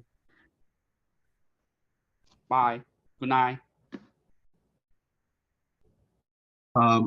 So my question again was just a more general question, I guess, possibly kind of putting the tinfoil hat on. So if you'll work with me here, but I guess I was just kind of curious on the potential of these softwares, and kind of piggybacking off Henry's question earlier about kind of like where is the edge if everybody on both sides of the fence is using some of the same vulnerability scans, right? Like, where is the edge that the good actors have against the bad actors and vice versa if they're all using the same systems? And my second question on that was, Justin, you elaborated on like AI and that you were working on a project specifically outlining the potential threats of AI. And what's to stop someone who's proficient in C or Python to develop their own vulnerability software that they use? Is that like a common thing? I'm only asking just trying to get a better understanding of what the threat landscape looks like out there, So in your first question, talking about what's stopping somebody from using the scanners and why both sides use it, because you can do a scan on yourself to make sure you harden your applications, right? You can do a scan on your network and say, okay, or your system, and say, well, I have these 3 services running. I don't need them running because it leaves a backdoor. It leaves something open and vulnerable. Or you just add in extra steps to harden those applications to make them not vulnerable. So that's why you use vulnerability scanners to hopefully find a backdoor on somebody or some vulnerability so that you can attack it. But as an adversary looks at it, but as a red teamer trying to protect your stuff, you're also running that to know what you have so that you also can make sure that the bad guy can't get in. Going on to the AI stuff, there's nothing stopping anybody from creating their own stuff. But why reinvent the wheel if there's already applications already out there? So, yeah. Yeah, that was from the beginning of this course, to be honest, it was kind of like a burning question of mine. Like, how is some of this stuff, like, for instance, like we talked about some software having potential, in the wrong hands, like someone who has less morals or whatever can use it for, I don't know, shut down a website or whatever malicious purposes. But with like if you own a firearm, it's tracked somehow, right? But it seems like with a lot of these softwares, maybe it's not. So I guess the question was like, how is some of this stuff available and not regulated? I don't know the answer to that one right now. Yeah. A lot of everything out there is for educational purposes. People choose to use it in nefarious and bad ways. People also exploit those softwares to make them better so that they can use them better in bad ways or better in good ways. So I don't, I feel like cyber is a gray area. It's a big gray area. The way that I would address it is kind of like YouTube, right? YouTube itself as a platform, it's not responsible for what the users of that platform upload, what videos they put, what content they make, right? So it's just a platform available for that. So that's kind of what's happening with these tools and stuff, right? The people that are making these tools, such as Nmap or something like that, they're doing it with the explicit purpose of we're doing this for the side of good, in a sense, right? They're not necessarily doing it for nefarious purposes. They're doing it so that way you can use it as a blue team tool to be able to figure out more about your network and be able to defend it, be able to make it more robust. Now, if somebody goes and then sees that and then uses it for nefarious purposes, they're not going to be held responsible, right? Because that wasn't their intention. And then the website or whatever they're putting it, it's just like YouTube, right? Where it's like, hey, YouTube isn't held responsible because they're just a platform to disseminate that information, not necessarily the content of that information. So similar thing here, right? So could people be able to go ahead and how are they getting those tools and it's not being tracked and all that stuff? Well, because the way that legalities work with a lot of these things, it's more about what is your intention and what acts do you commit with the tools, not how are the tools developed and where are they available type of thing, right? So the ones that are making it available, the ones that are developing these tools, they're not going to be held responsible. It's up to the user of them and what acts did they commit. And then whether or not we can prove that they're the ones who did it, how we can hold them responsible after the fact. Yeah, that makes That's sense. a whole different lesson. Yeah, I appreciate you entertaining that question. It was kind of like out of left field, but it was kind of, I'm thinking about it for a while. So thanks for answering that. You're welcome. No worries. Cool. Also, like I said in the group Slack, I was wondering if at some point, doesn't have to be now, I know it's late, you guys want to get out of here, but maybe we can go over the last couple of steps in the Core Sim project, maybe tomorrow, or I don't know your availability, Tony, or any thoughts on that, or maybe before Wednesday? So one thing I want to do first is I want Justin and I to be able to go ahead and take a look at the submissions and kind of go through and grade them. So that way we can kind of get a feel for how everybody has done. If there's a need, then we might reopen it up and kind of point out where some people did wrong or where they got stuck and kind of help guide them so that way they can be able to recorrect what they did incorrectly and then resubmit it. So that way they can be able to get better for their outcomes, right? That way they can be able to actually learn how to be able to do this stuff before we do anything else. So I want to be able to kind of have that time to be able to do that. And then if everybody did pretty good, we can be able to definitely be able to kind of recap it and kind of go over it real quick or do something like that where we go over in class and kind of do that, right? But if there are some people that were kind of struggling, I want to have that opportunity, kind of like how Justin pointed out when John asked, right? He's like, hey, could you be able to answer this question right now? Or can we wait, or should I wait until Wednesday? And he said, well, I wanted to give you time to kind of struggle with it first and kind of practice so they get firsthand experience before we go ahead and give you the answer. So I want to kind of, in case there were people that were struggling with that, give them some time to be able to go back, struggle with it a little bit more, make some corrections and resubmit it before we go ahead and show everybody how to do it. Okay. Did you give a date on that? Maybe I missed that or no? Like on when we should? Not yet. We want to grade it first before we make that option of resubmission available. And once that's done, then we'll go ahead and put a date on it. So God willing, everything works out well, then hopefully within the next week or so, we should have the grading done. And then we'll probably next week, probably next Monday or next Wednesday, we'll make that announcement on whether we'll make that happen. And then we'll put a date on it on when that should be resubmitted if we're going to have that happen. Yeah, Okay, we'll pin it in Slack. We'll make a Definitely. pin in Slack for you. Perfect. Thanks, guys. Thanks for answering my questions and thanks for class. Mm-hmm. No problem. So much, guys. You're welcome. Thank you. We'll see you guys on Wednesday. See All you right, guys See you on Wednesday. Wednesday.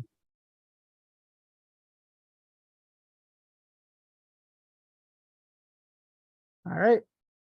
All Have a right, wonderful good night. We'll see you on Yep. Wednesday. Sounds good. Bye-bye. Bye.